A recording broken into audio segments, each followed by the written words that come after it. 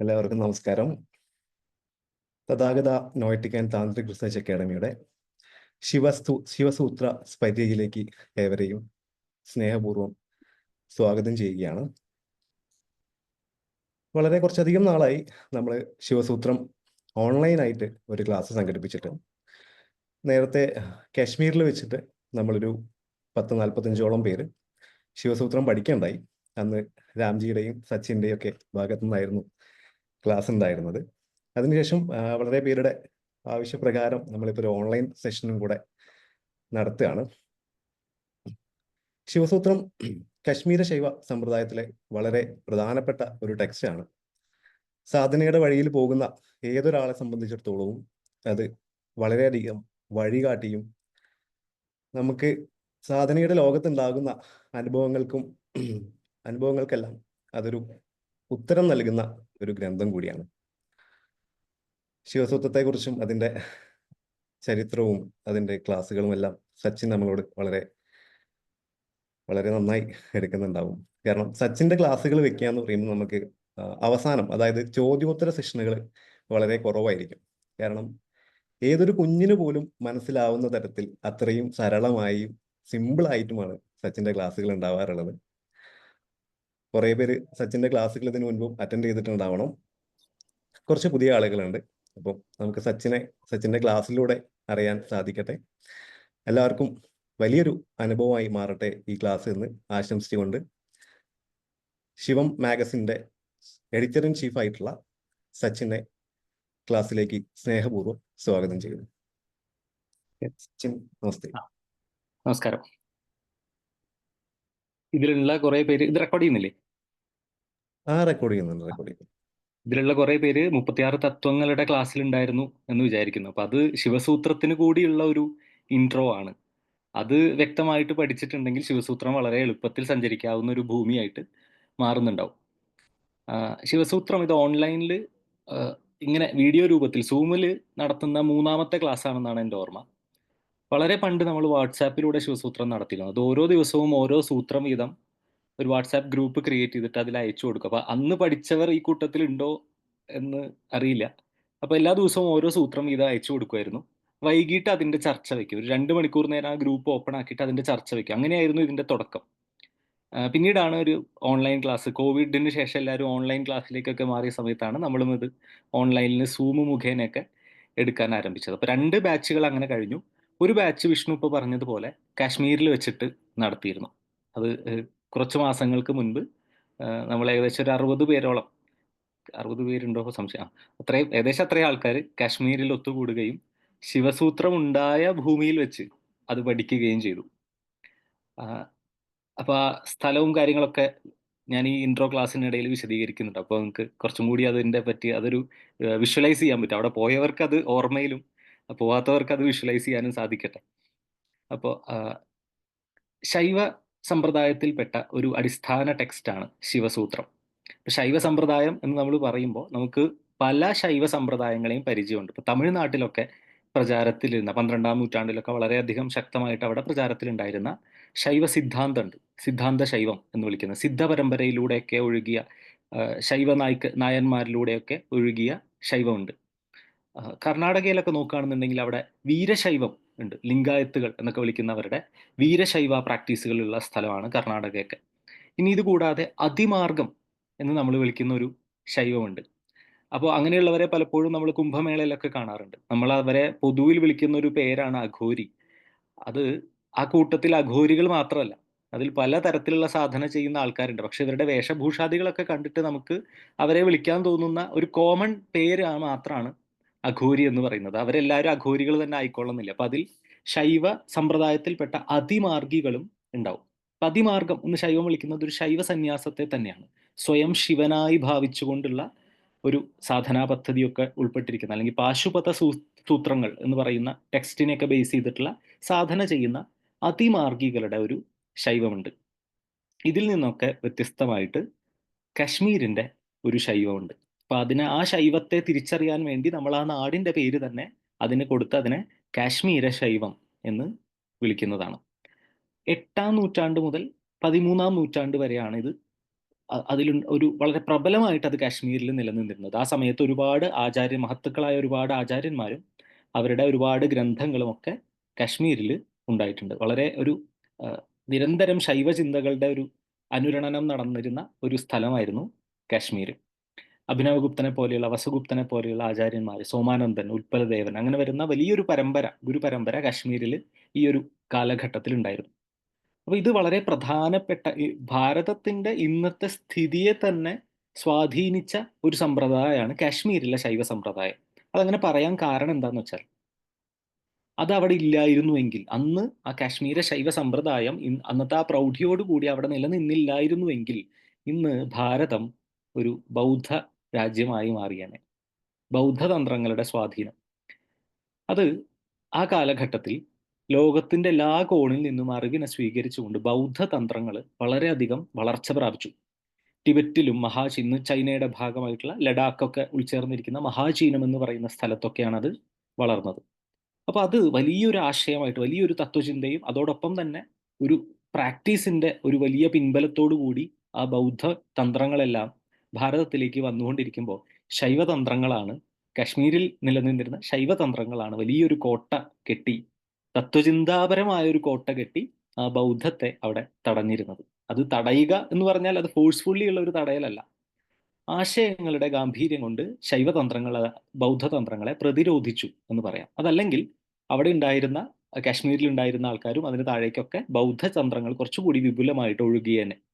അപ്പൊ ഭാരതത്തിന്റെ ഇന്നത്തെ ഒരു അവസ്ഥയ്ക്ക്, ഈ ഇന്ന് നമ്മളിപ്പോ ഈ കാണുന്ന ഈ അവസ്ഥയിലെങ്കിലും ഈ ഭാരതം നിലനിൽക്കാൻ കാരണം കാശ്മീരിൽ അന്ന് പ്രബലമായിട്ടുണ്ടായിരുന്ന ശൈവതന്ത്രങ്ങളാണ്. ആ സമയത്ത് നോക്കൂ, ഈ ബൗദ്ധത്തെ പ്രതിരോധിക്കുന്ന അതേ സമയത്ത് തന്നെ ശൈവത്തിന്റെ വലിപ്പം കൊണ്ട് അവിടെ ഉണ്ടായിരുന്ന വൈഷ്ണവ തന്ത്രങ്ങളും മറ്റ് ലഘുതന്ത്ര പദ്ധതികളെല്ലാം ഈ ശൈവത്തിൽ ലയിച്ചു എന്നാണ് പറയാം. അപ്പൊ വൈഷ്ണവം ഉണ്ടായിരുന്നു കാശ്മീരിൽ, പക്ഷെ അതും ഈ ശൈവതന്ത്രങ്ങളുടെ വ്യാപ്തിയിൽ അതിലേക്ക് ലയിച്ചു. ഇപ്പൊ നമ്മുടെ നാട്ടിൽ ചെറിയ ചെറിയ ചില ചെറിയ ദേവത എന്ന് പറഞ്ഞു കഴിഞ്ഞാൽ ആ അർത്ഥത്തിൽ എടുക്കരുത്, വലിയ വിപുലമായ പദ്ധതികളൊന്നും ഇല്ലാത്ത ചില ദേവതകൾ ഉണ്ടാവും. അപ്പൊ ആ ദേവതകളൊക്കെ വലിയൊരു ഫിലോസഫി ആയിട്ട് ഒരു പദ്ധതി വരുന്ന സമയത്ത് അതിൽ ലയിക്കും, ആ ദേവതയുടെ ഭാഗമാവും. അപ്പൊ ഇതുപോലെ തന്നെ കശ്മീരിൽ ഉണ്ടായിരുന്ന വൈഷ്ണവ തന്ത്രങ്ങളും മറ്റു തന്ത്രങ്ങളെല്ലാം ശൈവതന്ത്രത്തിന്റെ ഭാഗമാവുകയും ഈ ബൗദ്ധതന്ത്രത്തിനെ തത്വചിന്താപരമായി, ആശയപരമായിട്ട് പ്രതിരോധിക്കുകയും ചെയ്തതിൻ്റെയൊക്കെ പ്രൊഡക്റ്റാണ് നമ്മൾ ഇന്ന് ഇങ്ങനെ ഇരുന്ന് ചർച്ച ചെയ്യുന്ന ഒരവസ്ഥയിലേക്ക് ഭാരതത്തെ എത്തിച്ചത്. ഇന്ന് നമുക്ക് അതിന്റെ ഗ്രന്ഥങ്ങളൊക്കെ കിട്ടാൻ കാരണം, അതിന്റെ ആചാര്യന്മാരെയൊക്കെ നമുക്ക് ഓർത്തെടുക്കാനൊക്കെ പറ്റുന്നത് ഈ ഒരു സംഭവം അന്ന് നടന്നതുകൊണ്ടാണ്.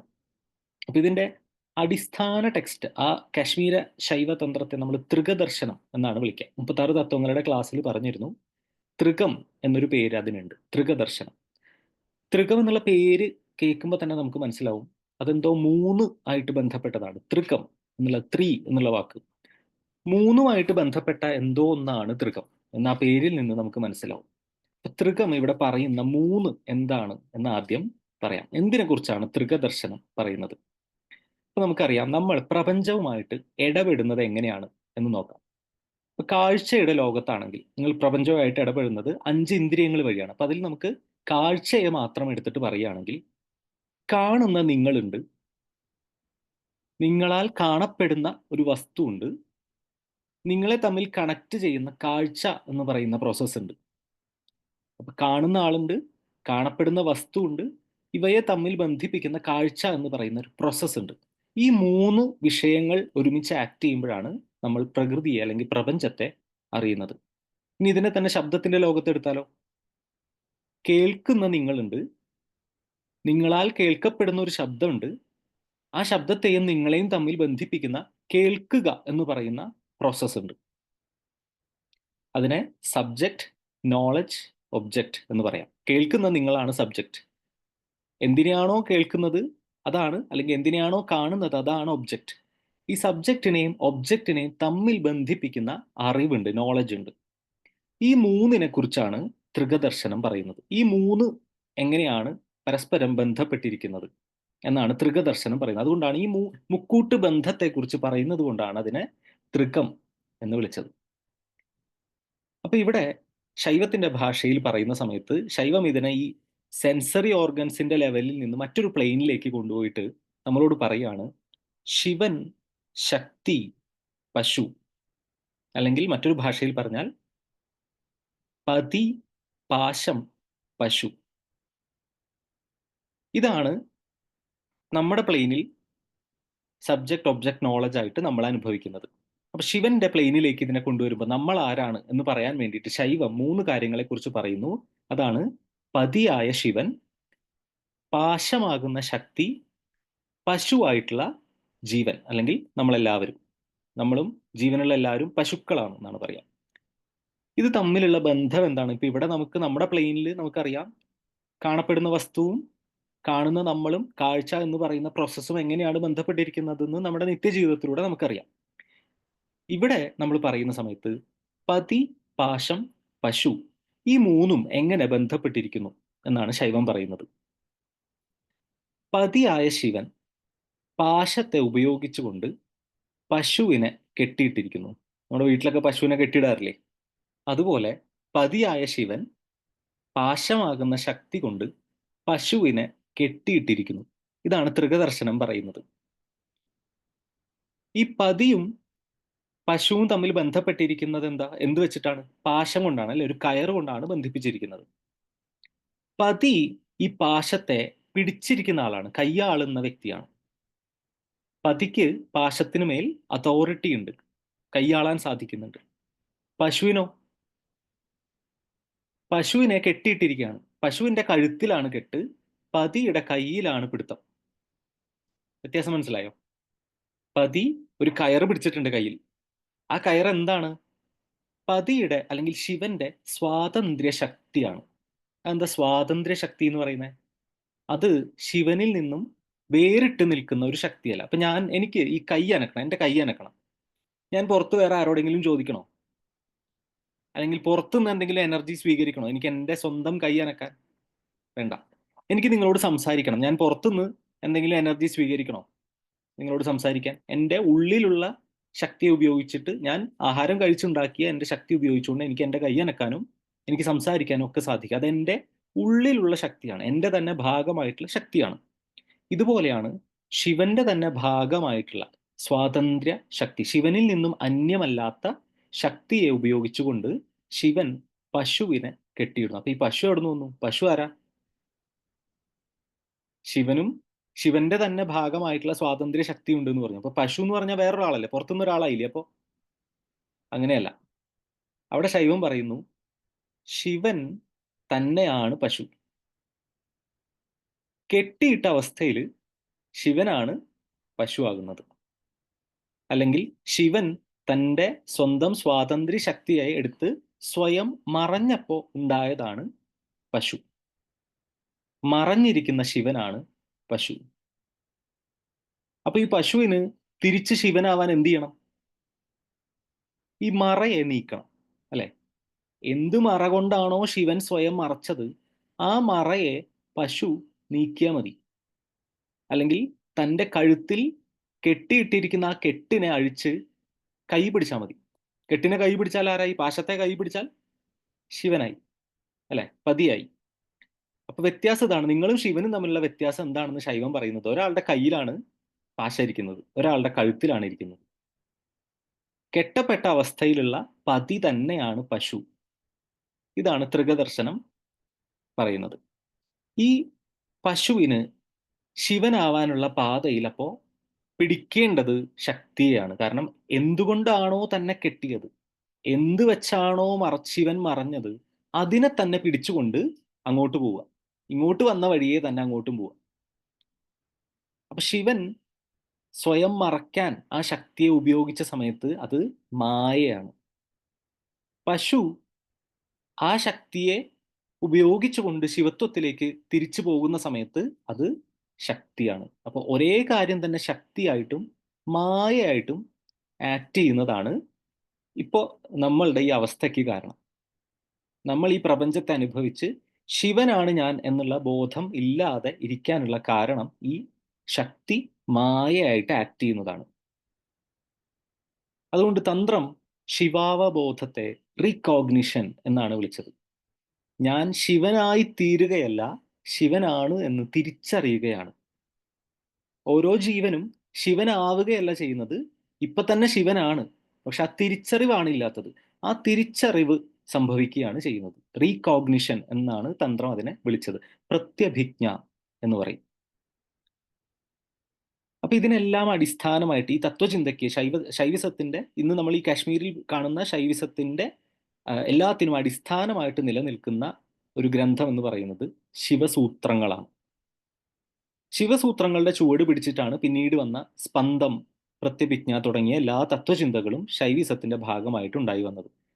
ഇതിന്റെ പ്രാധാന്യം തന്നെ നമുക്ക് മനസ്സിലാക്കാൻ സാധിക്കും. എങ്ങനെയാന്ന് വെച്ചാൽ, ആ പരമ്പരയിൽ ഉണ്ടായിട്ടുള്ള ഭൂരിഭാഗം ആചാര്യന്മാരും ശിവസൂത്രങ്ങളെ പഠിക്കുകയും അതിന് വ്യാഖ്യാനങ്ങൾ എഴുതുകയും ചെയ്തിട്ടുണ്ട്. അപ്പൊ തന്നെ നമുക്ക് മനസ്സിലാക്കാം ഒരു ഗ്രന്ഥം എത്രത്തോളം ആയിരുന്നു എന്ന്. അപ്പൊ ഇതിന്റെ ഒരു ഉത്ഭവം പറയുന്നത് വസുഗുപ്തൻ എന്ന് പറയുന്ന ശൈവയോഗിക്ക് വെളിപ്പെട്ടതാണ് ശിവസൂത്രങ്ങൾ എന്നാണ്. വസുഗുപ്തൻ ഒരു ശൈവയോഗിയായിരുന്നു.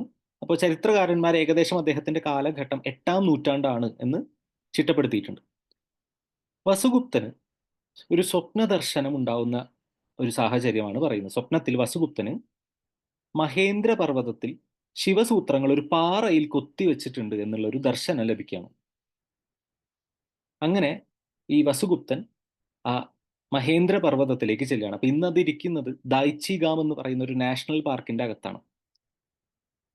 ഒരു മനോഹരമായ ഒരു നദി അതിന് അരികിലൂടെ ഒഴുകുന്നുണ്ട്. അപ്പൊ അതിന്റെ ഈ മഹേന്ദ്ര പർവ്വതത്തിന്റെ താഴ്വരയിലുള്ള ശങ്കരോപാലം എന്ന് പറയുന്ന ഒരു പാറയിൽ വസുഗുപ്തൻ ചെല്ലുകയും വസുഗുപ്തൻ അവിടെ എത്തിയ സമയത്ത് ഈ പാറ കീഴ്മേൽ മറിയുകയും ചെയ്തു എന്നാണ്. അങ്ങനെ കീഴ്മേൽ മറിഞ്ഞ ഈ പാറയിൽ ശിവസൂത്രങ്ങൾ കൊത്തിവെച്ചിട്ടുണ്ടായിരുന്നു. അങ്ങനെയാണ് വസുഗുപ്തന് ഈ ശിവസൂത്രങ്ങൾ വെളിപ്പെടുന്നത് എന്നാണ് ശൈവ പരമ്പരയിൽ വിശ്വസിച്ചു പോരുന്നത്. 77 സൂത്രങ്ങളാണ് ശിവസൂത്രത്തിലുള്ളത്. സൂത്രങ്ങൾ എന്ന് നമ്മൾ പറയുന്നത് എന്താണെന്ന് വെച്ച് കഴിഞ്ഞാൽ, സൂത്രം ഏറ്റവും ചെറിയ രീതിയിൽ ഒരു കാര്യത്തെ വിവരിക്കാൻ വേണ്ടി ഉപയോഗിക്കുന്ന ഒരു മെത്തേഡാണ് സൂത്രം. ചില സൂത്രങ്ങളൊക്കെ നമുക്ക് പരിചയമുണ്ടോ? മലയാളികളെ പ്രത്യേകിച്ച് സൂത്രമൊന്നും പഠിപ്പിക്കേണ്ട കാര്യമില്ല എന്ന് പറയും. ആ സൂത്രമല്ല ഇവിടെ ഉദ്ദേശിക്കുന്നത്.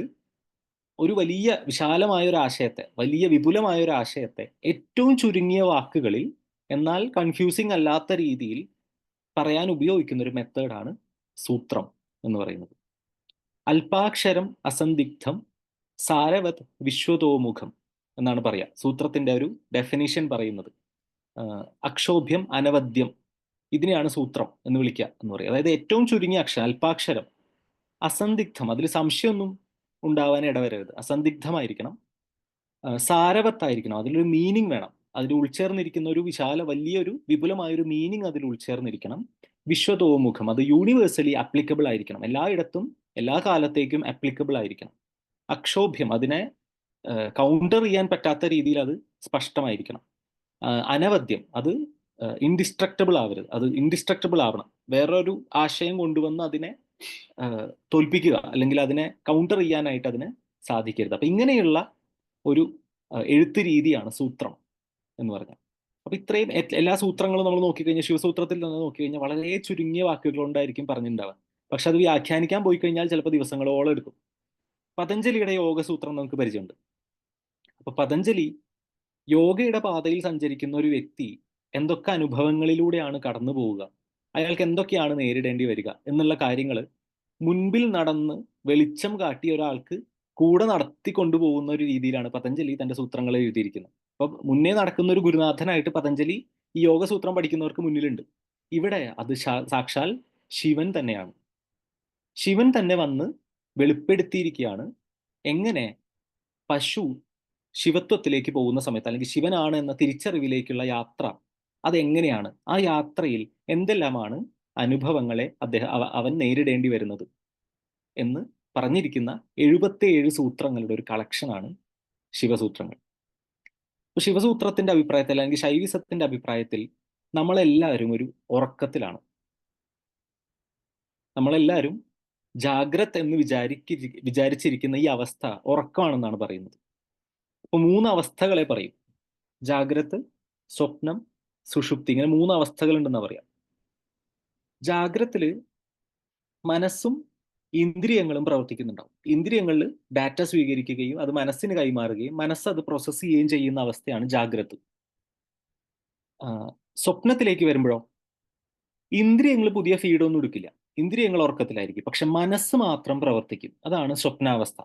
അപ്പൊ നിങ്ങൾ സ്വപ്നം കണ്ടു ഉറങ്ങുന്ന ഒരു അവസ്ഥയിൽ നിങ്ങളുടെ ഇന്ദ്രിയങ്ങൾ പുതിയ ഡാറ്റ ഒന്നും എടുക്കുന്നുണ്ടാവില്ല. പണ്ടെപ്പോഴോ കണ്ട അല്ലെങ്കിൽ കേട്ട വിഷയങ്ങളെ എടുത്തിട്ട് മനസ്സ് വീണ്ടും വീണ്ടും പ്രോസസ്സ് ചെയ്യും. ആ സമയത്ത് മനസ്സ് ചില ഫോട്ടോഷോപ്പ് കളികളൊക്കെ നടത്തും ട്ടോ. നിങ്ങൾ പറക്കുന്ന ആനയും നീന്തുന്ന കുതിരയൊക്കെ കാണും, വാലുള്ള കുതിരയൊക്കെ കാണും. അപ്പൊ അതൊക്കെ നിങ്ങൾ മുമ്പ് കണ്ടിട്ടുണ്ടോ എന്ന് ചോദിച്ചു കഴിഞ്ഞാൽ അതൊരു ഫോട്ടോഷോപ്പ് പരിപാടിയാണ്. നിങ്ങൾ പറക്കുന്ന ഒരു ജീവിയും കണ്ടിട്ടുണ്ട്, ആനയും കണ്ടിട്ട്. അപ്പൊ മനസ്സെന്ത് ചെയ്യും? സ്വപ്നമല്ലേ, കുറച്ച് കളറാക്കാം എന്ന് വിചാരിച്ചിട്ട് ഇതിന് രണ്ടിനെയും ചേർത്തിട്ട് നിങ്ങൾക്ക് കാണിച്ചു തരും. അപ്പൊ ഇങ്ങനെയുള്ള പല പ്രോസസ്സും നടക്കും.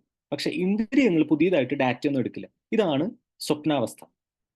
സുഷുപ്തിയിലേക്ക് പോകുമ്പോഴോ ഇത് രണ്ടും കട്ട് ഓഫ് ആവും. ഇന്ദ്രിയങ്ങളും കട്ട് ഓഫ് ആയി, മനസ്സും കട്ട് ഓഫ് ആയി. അതാണ് സുഷുപ്തി. ഈ മൂന്ന് അവസ്ഥകളാണ് നമുക്കുള്ളതെന്നാ പറയാം: ജാഗ്രത്, സ്വപ്നം, സുഷുപ്തി.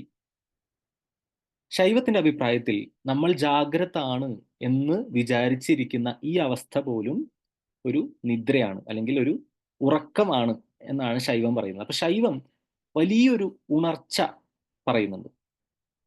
ഇപ്പോ നമ്മൾ ഉണർന്നിരിക്കുന്നു എന്ന് നമ്മൾ വിശ്വസിക്കുന്ന ഈ അവസ്ഥ പോലും ഉറക്കമാണെങ്കിൽ ശൈവം അതിലും വലിയ ഒരു ഉണർവിനെ കുറിച്ച് പറയുന്നുണ്ട്. ആ ഉണർവാണ് ശിവ അവബോധം. ശിവൻ എന്ന തിരിച്ചറിവാണ് ആ ഉണർവ്. ഒരു ഒരു സെൻ യോഗി, ഒരു സെൻ സന്യാസിയുടെ ഒരു കഥ നിങ്ങൾ കേട്ടിട്ടുണ്ടാവും.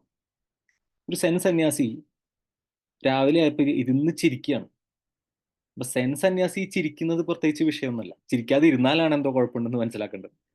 അപ്പൊ ശിഷ്യന്മാരൊക്കെ പറഞ്ഞു ഇതെന്തോ പറ്റിയിട്ടുണ്ട്, കാര്യമായിട്ട് എന്തോ സംഭവിച്ചിട്ടുണ്ട്, എന്താണെന്ന് പോയി ചോദിക്കാം എന്ന് കരുതി അദ്ദേഹത്തിന്റെ ശിഷ്യന്മാരല്ല അദ്ദേഹത്തിന്റെ അടുത്ത് പോയി ചോദിച്ചു. അല്ല, ഇന്നെന്താ പതിവില്ലാത്ത കുറച്ച് ചിരി, സാധാരണ ഉണ്ടാവാറുണ്ട്, പക്ഷെ ഇത് ഇന്ന് ഇത്തിരി കൂടുതലാണല്ലോ. അപ്പൊ അദ്ദേഹം പറഞ്ഞു, ഞാൻ ഉറക്കത്തിൽ ഒരു സ്വപ്നം കണ്ടു.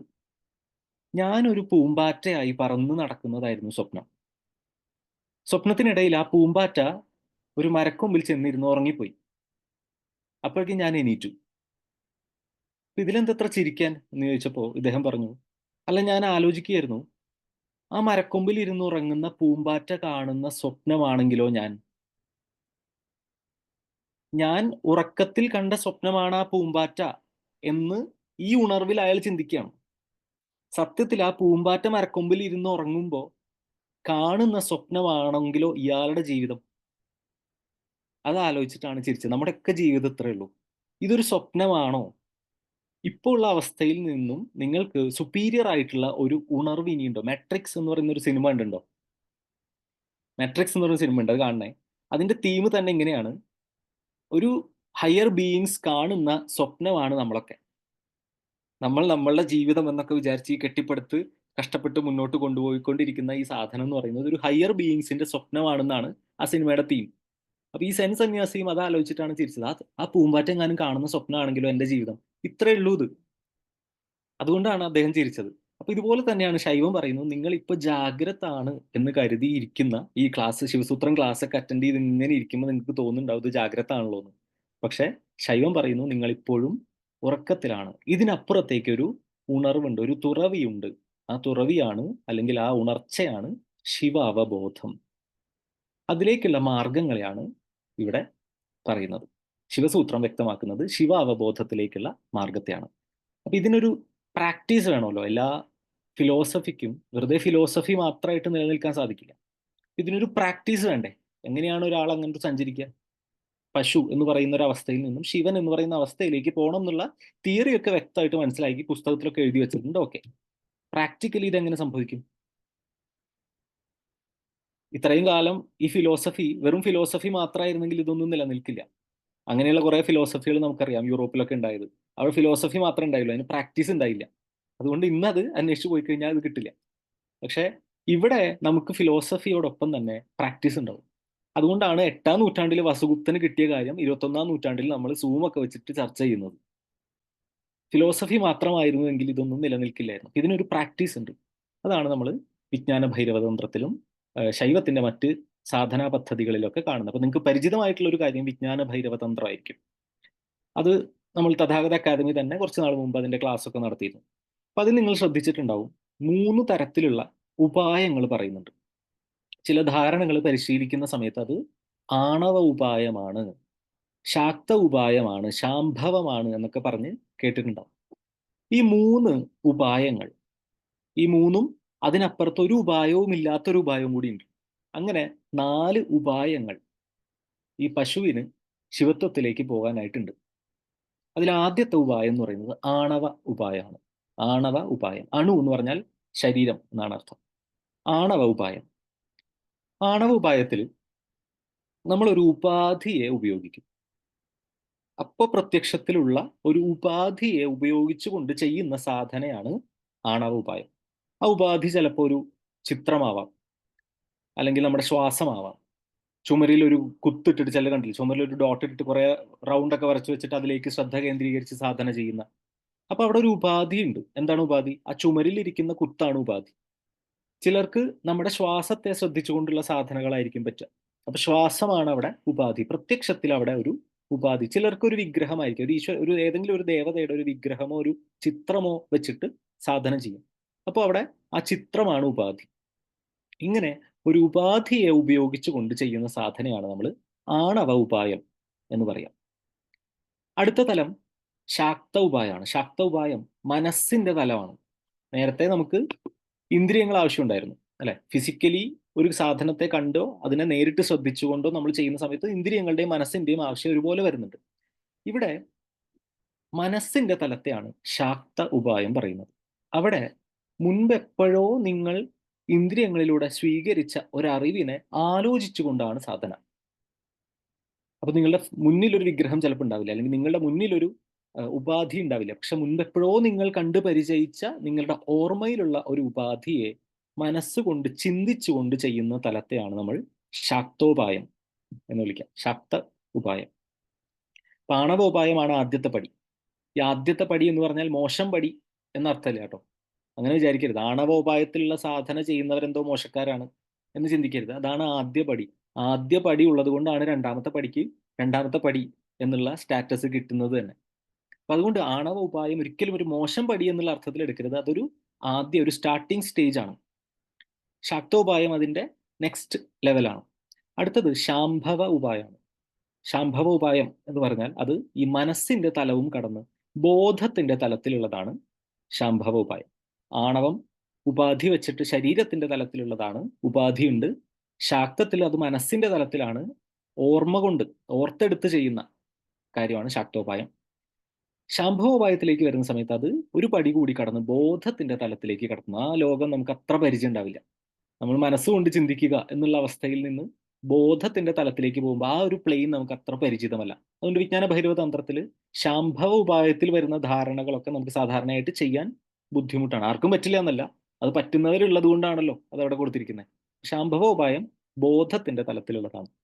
ഇനി ഇതൊന്നുമല്ലാത്ത, ഇതിനെല്ലാം ക്രോസ് ചെയ്ത് നിൽക്കുന്ന അനുപായം എന്ന് പറയുന്ന നാലാമത്തെ തലമുണ്ട്. അനുപായം. ആ പേരിൽ നിന്ന് തന്നെ മനസ്സിലാവും, ഒരു ഉപായവും ഇല്ലാത്ത അവസ്ഥയാണ് അനുപായം. അപ്പൊ അവിടെ എന്താ ചെയ്യുക? ഇവിടെയൊക്കെ എന്തെങ്കിലും ചെയ്യാനുണ്ട് അല്ലെ? അനുപായത്തിൽ എന്താ ചെയ്യുക? അനുപായത്തിൽ ഒന്നും ചെയ്യാനില്ല. സ്വയം ശിവനാണെന്ന അനുഭവത്തെ അനുഭവിച്ചുകൊണ്ടിരിക്കുക. അതാണ് അനുപായം. ഒരു മാർഗം ഇല്ലാണ്ടാവുമ്പോൾ കളിക്കുന്ന ഒരു കളി എന്ന് പറയില്ലേ, മാർഗം കളി. അതുപോലെയാണ് അനുപായം. സ്വയം ശിവനാണെന്ന അവബോധത്തിൽ അതിനെ ആസ്വദിച്ച്, ആ അവസ്ഥയെ ആസ്വദിച്ചിരിക്കുക മാത്രമേ അനുപായത്തിൽ സാധിക്കുള്ളൂ. അപ്പൊ ശിവസൂത്രവും ഇതേ രീതിയിലാണ് ഡിവൈഡ് ചെയ്തിരിക്കുന്നത്. ഈ 77 സൂത്രങ്ങൾ 3 ഭാഗമായിട്ട് തിരിച്ചിട്ടുണ്ട്. അതെന്താ 3 ഭാഗം? ആണവമുണ്ട്, ശാക്തമുണ്ട്, ശാംഭവുണ്ട്. അനുപായത്തിൽ ഒന്നും പറയാൻ സാധിക്കില്ല. കാരണം എന്താ? അവിടെ പറയുന്ന ആളും കേൾക്കാൻ ഒരാളൊന്നുമില്ല. സ്വയം ശിവനാണ് എന്ന് അനുഭവിച്ചുകൊണ്ട് ഇരിക്കുക മാത്രം സാധിക്കുന്ന ആ തലത്തിലെത്തുന്ന സമയത്ത് പറയാൻ ഒരാളോ കേൾക്കാൻ ഒരാളോ ഇല്ല. അതുകൊണ്ട് അനുപായത്തിൽ നമുക്ക് സൂത്രങ്ങളൊന്നുമില്ല. 77 സൂത്രങ്ങളെ ആണവോപായം, ശാക്തോപായം, ശാംഭവോപായം എന്നിങ്ങനെ തിരിച്ചിരിക്കുകയാണ്. അപ്പൊ ആദ്യ ഭാഗം ശാംഭവാണ്. ഈറ്റ് ദാറ്റ് ഫ്രോഗ് എന്ന് പറഞ്ഞിട്ടൊരു ബുക്ക് ഉണ്ട്. അതായത് ഏറ്റവും ടഫായതിനെ ആദ്യം ചെയ്യുക. അപ്പൊ ശിവനും ചെയ്തിരിക്കുന്നത് അങ്ങനെ തന്നെയാണ്. ഏറ്റവും ടഫസ്റ്റ് ആയിട്ടുള്ള ശാംഭവോപായത്തിന്, അതായത് ബോധത്തിന്റെ തലത്തിൽ പറയേണ്ട കാര്യങ്ങളെ ആദ്യം പറഞ്ഞിരിക്കുകയാണ്. 10 സൂത്രങ്ങൾ അടങ്ങുന്ന ശാംഭവോപായമാണ് ആദ്യ ഭാഗം. ക്ഷമിക്കണം, 22 സൂത്രങ്ങൾ അടങ്ങുന്ന ശാംഭവോപായം, 10 സൂത്രങ്ങൾ അടങ്ങുന്ന ശാക്തോപായം, 45 സൂത്രങ്ങൾ അടങ്ങുന്ന ആണവോപായം. ഇങ്ങനെ മൂന്നായിട്ട് ശിവസൂത്രത്തെ പിരിച്ചിരിക്കുകയാണ്. അപ്പൊ ഏറ്റവും അവസാനമാണ് ആണവ ഉപായം വരുന്നത്. അപ്പൊ ശിവസൂത്രം പഠിക്കുന്ന സമയത്ത് ഒരു ഗുണമുണ്ട്. തുടക്കത്തിൽ കുറച്ച് ടഫായിരിക്കും. ആണവ ഉപായത്തിലേക്ക് കടന്ന് പിന്നീട് മുന്നോട്ട് പോകുമ്പോൾ ശിവസൂത്രം എളുപ്പമായി വരും. അവസാന ക്ലാസ്സിലേക്കൊക്കെ എത്തുന്ന സമയത്ത് സൂത്രം വായിക്കുമ്പോൾ തന്നെ പഠിക്കുന്ന ആൾക്ക് മനസ്സിലാവും ഇത് എന്താണ് ഉദ്ദേശിച്ചിരിക്കുന്നത്. കാരണം ശാംഭവത്തിന്റെയും ശാക്തത്തിന്റെയും തലം കടന്നിട്ടാണ് വരുന്നത്. അപ്പൊ ഈ 3 ഉപായങ്ങളിലൂടെ പശുവിന് പതിയായി ഉണരാൻ സാധിക്കും. അതെങ്ങനെ എന്നാണ് ശിവസൂത്രം പറയുന്നത്. അങ്ങനെയുള്ള ആ യാത്രയിൽ എന്തെല്ലാം കാഴ്ചകളാണ് ഈ പശുവിനെ കാത്തിരിക്കുന്നത്? അല്ലെങ്കിൽ സാധനയുടെ ലോകത്തേക്ക് കടന്നാൽ പിന്നെ പശു വീരനാണ്. തനിക്ക് ശിവാവബോധത്തിലേക്ക് സഞ്ചരിക്കാൻ സാധിക്കുമെന്നും അതിന് സാധന ചെയ്യണമെന്നും തിരിച്ചറിഞ്ഞ് സാധനയുടെ പന്ഥാവിനെ സ്വീകരിച്ച് കൃത്യമായി അത് ചെയ്തു പോയി കഴിഞ്ഞാൽ പശുവിനെ പിന്നെ വീരൻ എന്നാണ് വിളിക്കുക. അപ്പൊ അങ്ങനെ സഞ്ചരിക്കുന്ന ഒരു വീരന് എന്തൊക്കെയാണ് ആ മാർഗത്തിൽ അനുഭവിക്കേണ്ടി വരുന്നത്, എന്തൊക്കെ കാഴ്ചകളാണ്, വിസ്മയകരമായ ഭൂമികകളാണ് അവനെ കാത്തിരിക്കുന്നത് എന്നാണ് ശിവസൂത്രം പറയുന്നത്. അപ്പൊ ഏത് തന്ത്രമാർഗത്തിൽ ഏത് സാധനാ പന്ഥാവിൽ പോകുന്ന ആളായാൽ പോലും ശിവസൂത്രത്തെ ഒരു അടിസ്ഥാന ഗ്രന്ഥമായിട്ട്, ഒരു റൂട്ട് മാപ്പായിട്ട് നമുക്ക് കീപ്പ് ചെയ്യാൻ സാധിക്കും. ഇപ്പൊ നമ്മൾ ക്രിയായോഗയുടെ പാതയാണ് സ്വീകരിച്ചിരിക്കുന്നത്, ചിലർ ശ്രീവിദ്യാതന്ത്രമായിരിക്കും സ്വീകരിച്ചിട്ടുണ്ടാവും, ചിലർ ഹഠയോഗ ആയിരിക്കും സ്വീകരിച്ചിട്ടുണ്ടാവും. ഇങ്ങനെ ഏത് പാതയിൽ പോകുമ്പോഴും നമ്മളുടെയൊക്കെ ഒരു അൾട്ടിമേറ്റ് ഒരു ഫിനിഷിംഗ് പോയിന്റ് എന്ന് പറയുന്നത് റീകോഗ്നിഷൻ ആണ്. സ്വയം ശിവൻ എന്ന തിരിച്ചറിവിലേക്കാണ് നമ്മളൊക്കെ സഞ്ചരിച്ചുകൊണ്ടിരിക്കുന്നത്. അങ്ങനെ ഏത് പന്ഥാവിൽ പോകുന്ന ആൾക്കും ഒരു റൂട്ട് മാപ്പ് പോലെ കയ്യിൽ വെക്കാവുന്ന ഒരു പഠനമാണ് ശിവസൂത്രം. അപ്പൊ ഇതിൽ ഞാൻ നേരത്തെ പറഞ്ഞതുപോലെ എന്തിനിത് പഠിക്കണം? നമുക്ക് സ്വപ്നം കാണുമ്പോൾ, സ്വപ്നത്തിൽ നിങ്ങൾക്ക് വിശന്നു എന്ന് വിചാരിക്കാം. നിങ്ങൾ കുറെ ഭക്ഷണമൊക്കെ കഴിച്ചിട്ടാണ് കിടന്നത്, പക്ഷെ സ്വപ്നം കണ്ടപ്പോൾ സ്വപ്നത്തിൽ നിങ്ങൾക്ക് വിശന്നു. എന്താണ് അതിനൊരു പരിഹാരം? ഒന്നുകിൽ സ്വപ്നത്തിൽ തന്നെ ആഹാരം കഴിച്ച് വിശപ്പടക്കുക, അല്ലെങ്കിൽ ഉണരുക, അല്ലെ? ഒന്നുമില്ലെങ്കിൽ സ്വപ്നത്തിൽ തന്നെ എവിടെന്നെങ്കിലും ആഹാരം കണ്ടെത്തി കഴിച്ച് സ്വപ്നത്തിലെ വിശപ്പ് മാറ്റുക, അല്ലെങ്കിൽ ആ സിറ്റുവേഷനിൽ നിന്ന് ജാഗ്രതത്തിലേക്ക് ഉണരുക. സ്വപ്നത്തിൽ നിങ്ങൾക്കൊരു വേദന ഉണ്ടായി, എന്താ പരിഹാരം? സ്വപ്നത്തിൽ തന്നെ ചികിത്സിച്ചത് മാറ്റുക, അല്ലെങ്കിൽ ഉണരുക, ജാഗ്രതത്തിലേക്ക് ഉണരുക. സ്വപ്നത്തിൽ നിങ്ങൾക്ക് കുറെ കടബാധ്യത വന്നു, എന്താ ചെയ്യുക? സ്വപ്നത്തിൽ തന്നെ പണിയെടുത്ത് അത് വീട്ടുക, അല്ലെങ്കിലോ ഉണരുക, അല്ലേ? ഇതിലൊക്കെ നമ്മൾ നോക്കിക്കഴിഞ്ഞാൽ എല്ലാ പ്രശ്നങ്ങൾക്കും കോമൺ ആയിട്ടുള്ള ഒരു പരിഹാരം എന്താ? ഉണരുക എന്നുള്ളതാണ്. ശൈവം പറയുന്ന ഇപ്പൊ നിങ്ങൾ അനുഭവിച്ചുകൊണ്ടിരിക്കുന്ന ഈ അവസ്ഥ ഒരു ഉറക്കമാണ് എന്ന് ശൈവം പറയുമ്പോൾ, ഈ അവസ്ഥയിൽ നിങ്ങൾ അനുഭവിച്ചുകൊണ്ടിരിക്കുന്ന എല്ലാ നൂലാമാലകൾക്കും എല്ലാ പ്രശ്നങ്ങൾക്കുള്ള പരിഹാരം എന്താണ്? ഇപ്പോൾ ഉള്ള ഈ അവസ്ഥയിൽ നിന്നും ഉണരുക. അതിനെന്ത് വേണം? സ്വയം ശിവനാണ്, ശിവാവബോധത്തിലേക്ക് ഉണരുക എന്ന റീകോഗ്നിഷൻ സംഭവിക്കാനാണ് ശൈവം പറയുന്നത്. ആ റീകോഗ്നിഷനിലേക്കുള്ള ഒരു വഴി വെട്ടിയിട്ട് കാണിച്ചു തരുന്ന പണിയാണ് ശിവസൂത്രം ചെയ്യുന്നത്. ഇത്രയാണ് ഒരു ഇൻട്രോ ആയിട്ട് പറയാൻ ഉദ്ദേശിച്ചത്. ഇന്ന് നമ്മളിപ്പോൾ ഈ ഡിസ്കസ് ചെയ്ത കാര്യങ്ങളിൽ ഇനി വരാനിരിക്കുന്ന ക്ലാസ്സുകളെ പറ്റിയിട്ടൊക്കെ എന്തെങ്കിലും ഡൗട്ട്സ് ഒക്കെ ഉണ്ടെങ്കിൽ ഒന്ന് ഹാൻഡ് റൈസ് ചെയ്ത് ചോദിക്കാം. ഫിസിക്കലി ഹാൻഡ് റൈസ് അല്ല, ഇതിൽ ഹാൻഡ് റൈസ് ചെയ്ത് ചോദിക്കാം.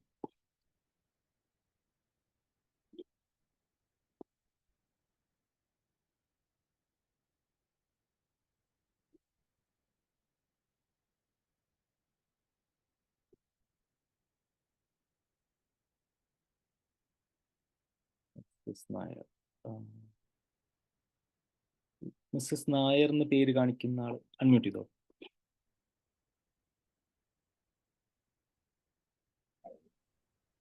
ഹലോ, ഇത് വളരെ ബ്യൂട്ടിഫുൾ ആയിട്ടുണ്ട്. ഇതിനെയല്ലേ നമ്മൾ പറയണത് I separated myself from myself to know myself, അല്ലേ? ആ, ശരിയാണ്. അതിന്റെ ഈ മെഡിറ്റേഷൻ, ഇതില് ശിവസൂത്രയില് 112 മെഡിറ്റേഷൻ ടെക്നിക്സ് എന്നൊക്കെ എഴുതിയത് എന്താ? ശിവസൂത്രത്തിലല്ല. 112 മെഡിറ്റേഷൻ ടെക്നിക്സ് എന്ന് പറയുന്നത് വിജ്ഞാന ഭൈരവ തന്ത്രത്തിലാണ്. അപ്പൊ ഈ ശിവസൂത്രം ആണ് നമ്മളെ വിജ്ഞാന ഭൈരവ തന്ത്രത്തിനെ ഇനിയും മനസ്സിലാക്കാൻ ഹെൽപ്പ് ചെയ്യുന്നത്, അല്ലേ? അതിന്റെ ഒരു വിജ്ഞാന ഭൈരവ തന്ത്രത്തെ മാത്രമല്ല, ഈ കാശ്മീരിൽ ഉണ്ടായിരുന്ന ശൈവ സമ്പ്രദായത്തിന്റെ മുഴുവനും അടിസ്ഥാനം ഇരിക്കുന്നത് ശിവസൂത്രത്തിലാണ്. ശിവസൂത്രത്തെ ബേസ് ചെയ്തിട്ടാണ് പിന്നീട് ആ ഫിലോസഫി വളർച്ച പ്രാപിച്ചത്. അപ്പോൾ വിജ്ഞാന ഭൈരവ തന്ത്രത്തിൽ നമ്മൾ ചെയ്തു വരുന്ന ആ ധാരണകൾ, ആ ധാരണയുടെ റിസൾട്ട് ആയിട്ടുള്ള നമ്മുടെ ഒരു മുന്നോട്ടുള്ള ഒരു സഞ്ചാരം, ശിവാവബോധത്തിലേക്കുള്ള ഒരു യാത്ര മനസ്സിലാക്കാനുള്ള ഒരു റൂട്ട് മാപ്പ്, അല്ലെങ്കിൽ അതിന്റെ ഒരു ഫിലോസഫിക്കൽ അടിത്തറ ശിവസൂത്രത്തിൽ നിന്ന് കിട്ടും. ഇതില് പ്രാക്ടിക്കൽ ഇതുണ്ടോ, മെഡിറ്റേഷൻ എന്തെങ്കിലും അതാ പറഞ്ഞു പറഞ്ഞേ, തരുമോ? ഇതിന്റെ പ്രാക്ടീസ് ഇരിക്കുന്നത് വിജ്ഞാന ഭൈരവതന്ത്രത്തിലായതുകൊണ്ട് നമ്മൾ ഓരോ ഉപായങ്ങൾ ഇപ്പോൾ ശാംഭവ ശാക്ത ആണവ ഉപായങ്ങളിൽ ഈ ക്ലാസ് മുന്നോട്ട് പോകുന്ന സമയത്ത് വിജ്ഞാന ഭൈരവതന്ത്രത്തിൽ നിന്ന് തന്നെയുള്ള കുറച്ച് ധാരണകൾ നമ്മൾ ക്ലാസ്സിനിടയിൽ ചെയ്തു നോക്കുന്നുണ്ടാവും. Okay okay. അത് തന്നെയാണ് അതിന്റെ പ്രാക്ടീസ്. ഇത് ക്ലാസിന്റെ റെക്കോർഡിങ്സ് ഉണ്ടാവുമോ? റെക്കോർഡിങ്സ് ഉണ്ടാവും, അതെല്ലാ ക്ലാസ്സിനും ഉണ്ടാവും. ഇത് നോട്ട്സ് ഉണ്ടാവുമോ? നോട്ട്സും ഉണ്ടാവും. അപ്പൊ തുടക്കത്തിൽ നിങ്ങൾക്ക് സൂത്രം വായിക്കാൻ നോട്ട്സ് പറഞ്ഞ ഇങ്ങനത്തെ എങ്ങനെയാ നോട്ട്സ് ഇതില് വരിക? PDF ആയിട്ട് നോട്ട്സ് അയച്ചു തരികയാണ് ചെയ്യുക. അപ്പൊ തുടക്കത്തിൽ സൂത്രങ്ങളെല്ലാം വായിക്കുന്ന, അതിന്റെ വിശദീകരണമില്ലാത്ത സൂത്രങ്ങൾ മാത്രം അടങ്ങിയ ഒരു നോട്ടായിരിക്കും തരിക.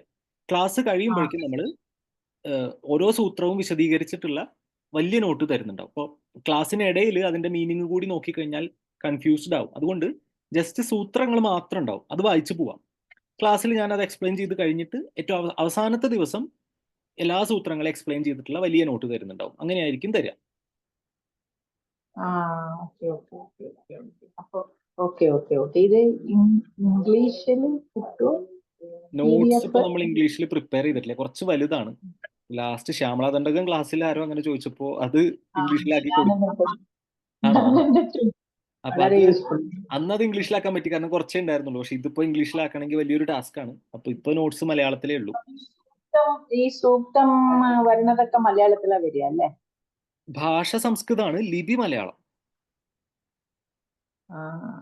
Okay okay. അത് നമുക്ക് ഗൂഗിൾ ട്രാൻസ്ലേറ്റ് ശരിയാവോ?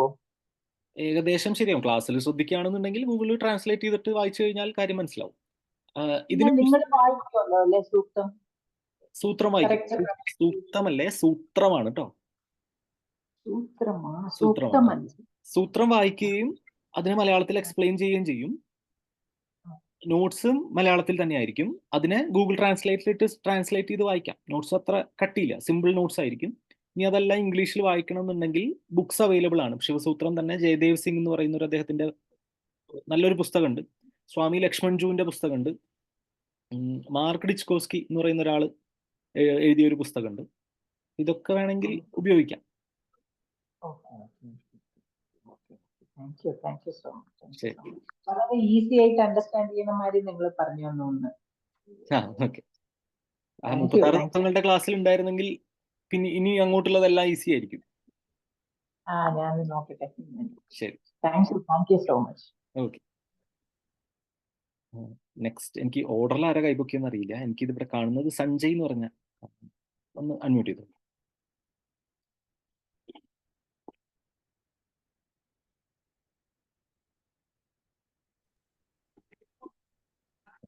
സഞ്ജയ് ലെഫ്റ്റ് ആയി തോന്നുന്നു. ഓക്കെ. ബിന്ദു ചേച്ചി. ഞാൻ ഒരു കാര്യം, ഇത് കോഴ്സിന്റെ സ്പാൻ എത്രയാണ്? ഇന്നും കൂടി കൂട്ടി 8 ദിവസം. 8 ദിവസം. അത് കണ്ടിന്യൂസ് ആയിട്ടുള്ള 8 ദിവസമാണോ അതോ ഏതെങ്കിലും സ്പെസിഫിക് ഡേയ്സ് ആണോ? കണ്ടിന്യൂസ് 8 ദിവസമാണ് നമ്മൾ ഉദ്ദേശിക്കുന്നത്. പക്ഷെ ഞാനിപ്പോൾ ഉള്ളത് ഋതംഭരയിലാണ്. ഋതംഭര തീരുമാനിക്കും എങ്ങനെ ക്ലാസ് നടത്തണം എന്നൊക്കെ. കാരണം ഈ ടൈം തന്നെയായിരിക്കും അല്ലേ? 8 to 9 ഒക്കെ തന്നെയായിരിക്കും ടൈം ഉണ്ടാവുക. ഇവിടെ മറ്റ് തടസ്സങ്ങളൊന്നുമില്ല. ഇപ്പൊ ഇന്ന് ഇത്തിരി പവർ ബ്രേക്ക് ഇതുണ്ടായിരുന്നു, കറണ്ട് ഉണ്ടായിരുന്നില്ല കുറച്ച് നേരത്തേക്ക്. ഇപ്പൊ മഴയും കാര്യങ്ങളൊന്നും ഇല്ലാത്തതുകൊണ്ട് സ്മൂത്ത് ആയിട്ട് നടക്കുന്നതാണ് വിചാരിക്കുന്നത്. അങ്ങനെയാണെങ്കിൽ കണ്ടിന്യൂസ്ലി നമുക്ക് ഇനി ഒരു 7 ദിവസം കൂടി ഉണ്ടാവും. പിന്നെ റെക്കോർഡും ഉണ്ടാവും. ഇതിന്റെ ഈ ഞാൻ ചോദിക്കണത്, ഇതിന്റെ ഈ നമ്മൾ ഈ പ്രാക്ടിക്കൽ ലെസൺസ് എന്നൊക്കെ പറയണത് നമ്മൾ തന്നെത്താനെ അത് ചെയ്താൽ കുഴപ്പമൊന്നും ഉണ്ടാവില്ലല്ലോ?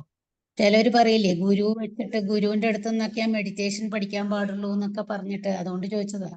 മെഡിറ്റേഷൻ സത്യത്തിൽ നമുക്ക് പഠിപ്പിക്കാൻ സാധിക്കില്ല. മെഡിറ്റേഷൻ എന്ന് പറയുന്ന ധ്യാനം സംഭവിക്കേണ്ടതാണ്. നമുക്ക് ഇവിടുന്ന് ധാരണ പറഞ്ഞു തരാനേ പറ്റുള്ളൂ.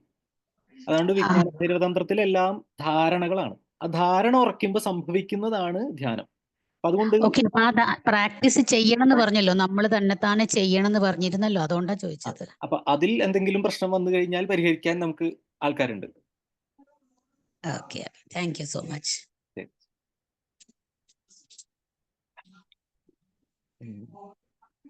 രാധാകുറുപ്പ്.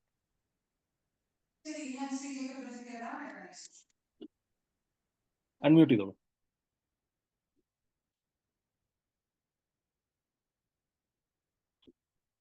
അൺമ്യൂട്ട് ആയില്ലല്ലോ.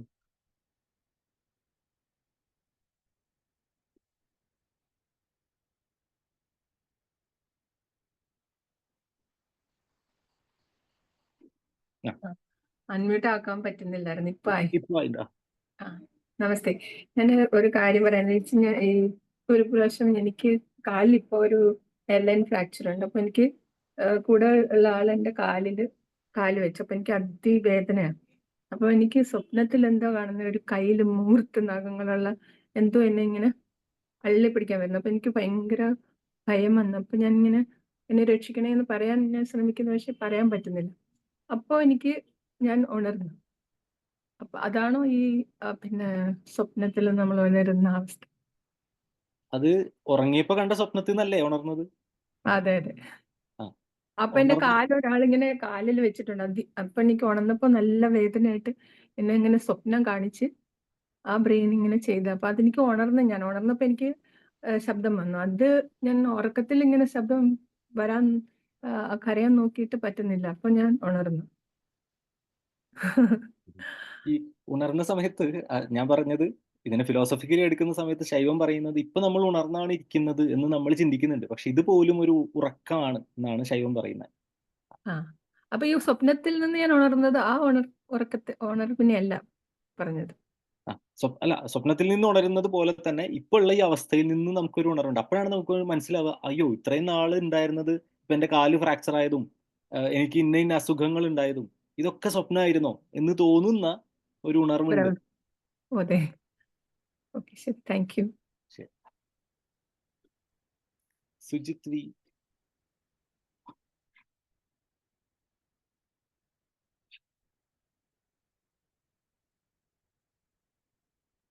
സുജിത് വി എന്ന് പറഞ്ഞ പേരുള്ള ഹലോ.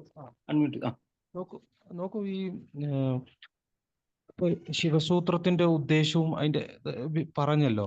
അപ്പൊ ഈ പ്രത്യഭിജ്ഞയും സ്പന്ദവും ഇതിൽ ബേസ്ഡ് ആണോ? എന്താണ് അതിന്റെ ഉദ്ദേശങ്ങൾ? എന്താണ് ഒന്ന് വിശദമാക്കി പറഞ്ഞു തന്നാൽ നന്നായിരിക്കും. പ്രത്യഭിജ്ഞ, മെയിൻ ആയിട്ട് പ്രത്യഭിജ്ഞ എന്താണുള്ളത്? ഓക്കെ. ഈ ശൈവത്തില് നമ്മൾ ത്രികദർശനം എന്ന് പറഞ്ഞതിന് 3 ഭാഗങ്ങളായിട്ടാണ് നമ്മൾ പൊതുവിൽ പറയാറുള്ളത്. ആഗമം, സ്പന്ദം, പ്രത്യഭിജ്ഞ. ഇങ്ങനെ 3 സ്കൂൾ ഓഫ് തോട്ട്സ് ഉണ്ട് എന്നാണ് പറയാം. അപ്പൊ അതിൽ ആഗമത്തിൽ വരുന്നതാണ് ശിവസൂത്രക്ക്. അതായത് ശിവനിൽ നിന്ന് വന്ന അറിവിനെയാണ് നമ്മൾ ആഗമം എന്ന് വിളിക്കുക. ശിവസൂത്രമൊക്കെ ആഗമാണ്. ഇനി സ്പന്ദം എന്ന് പറയുന്നത് സ്പന്ദകാരികയാണ് അതിന്റെ അടിസ്ഥാന ടെക്സ്റ്റ്. അത് കല്ലടനാണ്, ഭട്ടകല്ലടൻ എന്ന് പറയുന്ന ഒരു യോഗിയാണ് എഴുതിയത് എന്ന് പറയുന്നു. പക്ഷെ ഭട്ടകല്ലടൻ തന്നെ പറയുന്നുണ്ട് അത് ഈ വസുഗുപ്തൻ, ഇപ്പൊ നമ്മൾ ഡിസ്കസ് ചെയ്ത ശിവസൂത്രം വെളിപ്പെട്ട വസുഗുപ്തനാണ് അത് എഴുതിയത് എന്ന് പറയുന്നത്. അപ്പോൾ ഗുരുവിന് ക്രെഡിറ്റ് കൊടുക്കുന്ന ഒരു ശിഷ്യനായിരിക്കാം, ചിലപ്പോൾ അങ്ങനെയും ആയിരിക്കാം. മറ്റു ചിലരുടെ അഭിപ്രായത്തിൽ അത് കല്ലടൻ തന്നെ, വസുഗുപ്തന്റെ ശിഷ്യനായിട്ടുള്ള കല്ലടൻ എഴുതിയതാണെന്നാണ് പറയുന്നത്. സ്പന്ദകാരിക ശിവസൂത്രത്തിന്റെ ഒരു ശക്തി പോയിന്റ് ഓഫ് വ്യൂവിൽ നിന്നുള്ള കാഴ്ചയാണ്. ശിവസൂത്രത്തെ തന്നെ ശക്തിയുടെ ഭാഗത്ത് നിന്ന് കാണുന്ന ഒരു രീതിയിലാണ് സ്പന്ദകാരിക മുന്നോട്ട് പോകുന്നത്. അപ്പൊ അവിടെ ശിവന്റെ ഉള്ളിലിരിക്കുന്ന സ്പന്ദശക്തിയാണ് അവിടുത്തെ വിഷയം. അപ്പൊ ഞാൻ നേരത്തെ പറഞ്ഞതുപോലെ ശിവൻ തന്റെ സ്വാതന്ത്ര്യ ശക്തി കൊണ്ട് സ്വയം മറഞ്ഞ് പശുവായി, നമ്മളായി. ആ സ്വാതന്ത്ര്യ ശക്തി സ്പന്ദമാണെന്ന് പറയാം. ശക്തി ഡൈനാമിക് ആണ്, സ്പന്ദമാണ്. ആ സ്പന്ദിക്കുന്ന ശക്തിയുടെ ഭാഗത്ത് നിന്ന് ശിവസൂത്രത്തെ നോക്കിക്കാണുമ്പോൾ, ഈ ആശയങ്ങളെ നോക്കിക്കാണുമ്പോൾ അതെങ്ങനെ വരും? അതാണ് സ്പന്ദകാരിക. അപ്പൊ അതും ഒരുപാട് വ്യാഖ്യാനങ്ങളൊക്കെ വന്നിട്ടുള്ള ഒരു മേഖലയാണ്. അതിനെ സ്പന്ദ സ്കൂൾ ഓഫ് തോട്ട് എന്ന് പറയും. പ്രത്യഭിജ്ഞ എന്ന് ഞാൻ നേരത്തെ പറഞ്ഞത് ഈ പറഞ്ഞ റീകോഗ്നിഷൻ ആണ്. ഞാൻ ശിവൻ തന്നെ എന്നുള്ള ആ തിരിച്ചറിവിന്റെ ശാസ്ത്രമാണ് പ്രത്യഭിജ്ഞ. അപ്പൊ അത് ആരംഭിക്കുന്നത് സോമാനന്ദനിൽ നിന്നാണ്. സോമാനന്ദൻ ഈ വസുഗുപ്തന്റെ ഒക്കെ കാലഘട്ടത്തിന് ശേഷം വന്ന ഒരാളാണ്. 9-ാം നൂറ്റാണ്ടാണ് ഏകദേശം സോമാനന്ദന്റെ കാലഘട്ടമായിട്ട് പറയുന്നത്. അപ്പൊ സോമാനന്ദന്റെ ശിവദൃഷ്ടി എന്ന് പറയുന്ന ഗ്രന്ഥമാണ് ആദ്യമായിട്ട് പ്രത്യഭിജ്ഞ എന്ന് പറയുന്ന ദർശനത്തെ കുറിച്ചിട്ട് ചർച്ച ചെയ്യുന്നത്. നമുക്കിപ്പോൾ അവൈലബിൾ ആയിട്ടുള്ള ഗ്രന്ഥങ്ങളിൽ അതാണ് ആദ്യം എന്ന് മനസ്സിലാക്കുന്നു, ശിവദൃഷ്ടി എന്ന് പറയുന്ന ഗ്രന്ഥം. അപ്പൊ അവിടെ ഈ തിരിച്ചറിവാണ്. ഞാൻ നേരത്തെ പറഞ്ഞ പശു താൻ പതി തന്നെയാണ്, അല്ലെങ്കിൽ അപര താൻ പര തന്നെയാണ് എന്ന് തിരിച്ചറിയുന്ന ഒരു കാര്യം. അതാണ് ഈ പ്രത്യഭിജ്ഞാ ദർശനത്തിലൊക്കെ പറയുന്നത്. അതിനും പിന്നീട് ഒരുപാട് വന്ന അഭിനവഗുപ്തൻ വരെയുള്ള ആചാര്യന്മാർ അതിനൊക്കെ വ്യാഖ്യാനങ്ങൾ, അതിന്റെ പുതിയ ആശയങ്ങളൊക്കെ അവതരിപ്പിച്ചിട്ടുണ്ട്. ഇങ്ങനെ 3 സ്കൂൾ ഓഫ് തോട്ടാണുള്ളത്.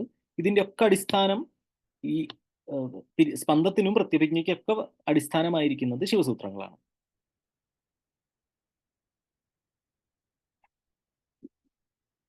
പോയോ?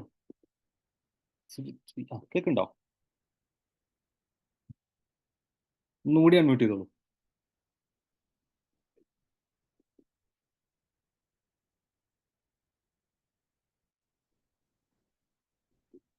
ക്ലിയർ ആണെന്ന് വിചാരിക്കുന്നു. ഓക്കെ, ഞാൻ തൽക്കാലം അടുത്ത ആളിലേക്ക് പോവാണ്. ഇടയ്ക്ക് വെച്ച് അൺമ്യൂട്ട് ചെയ്യാൻ പറ്റുകയാണെന്നുണ്ടെങ്കിൽ ഇതിൽ എന്തെങ്കിലും ചോദിക്കാനുണ്ടെങ്കിൽ ചോദിച്ചോളൂ. അഖിലേഷ് ഒന്ന് അൺമ്യൂട്ട് ചെയ്തോളൂ. ഹലോ, ഞാൻ അൺമ്യൂട്ട് ചെയ്യാൻ പറ്റുമായിരുന്നില്ല, എനിക്ക് അലൗഡ് ആയിരുന്നില്ല. പറഞ്ഞോളൂ. അപ്പൊ ക്ലിയർ ഞാൻ ആണോ? ചോദിക്കുന്നത്, ക്ലിയർ ആണ്. ഒരു ചെറിയ കാര്യം കൂടെ, ഇത് ഇപ്പൊ ഈ ഇതിന്റെ ഫിലോസഫിയും പ്ലസ് പ്രാക്ടീസും, അപ്പൊ പ്രത്യേകിച്ച് കൂടുതൽ ഇന്റലക്ച്വൽ ആയിട്ടുള്ള ആ കോണ്ടംപ്ലേഷൻ പോലുള്ള കാര്യങ്ങൾക്കാണോ പ്രാധാന്യം കൊടുക്കുന്നത്? കൂടുതൽ ഫിലോസഫി ഓറിയന്റഡ് ആണോ അത്? അതെ, ഫിലോസഫി ഓറിയന്റഡ് ആണ്. ശിവസൂത്രം എന്ന് ഞാൻ പറഞ്ഞല്ലോ, ശിവസൂത്രത്തിന്റെ ഒരു പ്രാക്ടീസ് ഒക്കെ ഇരിക്കുന്നത് വിജ്ഞാന ഭൈരവതന്ത്രമൊക്കെ അതിന്റെ ഒരു പ്രാക്ടീസാണ്, പ്രാക്ടിക്കൽ വേർഷനാണ്. മാത്രമല്ല എല്ലാ ടൈപ്പ് ഓഫ് സാധനയും ശിവസൂത്രത്തിൽ നമുക്ക് ഉപയോഗിക്കാൻ പറ്റും. ശിവസൂത്രത്തെ ഉപയോഗിച്ചുകൊണ്ട് മനസ്സിലാക്കാൻ സാധിക്കും.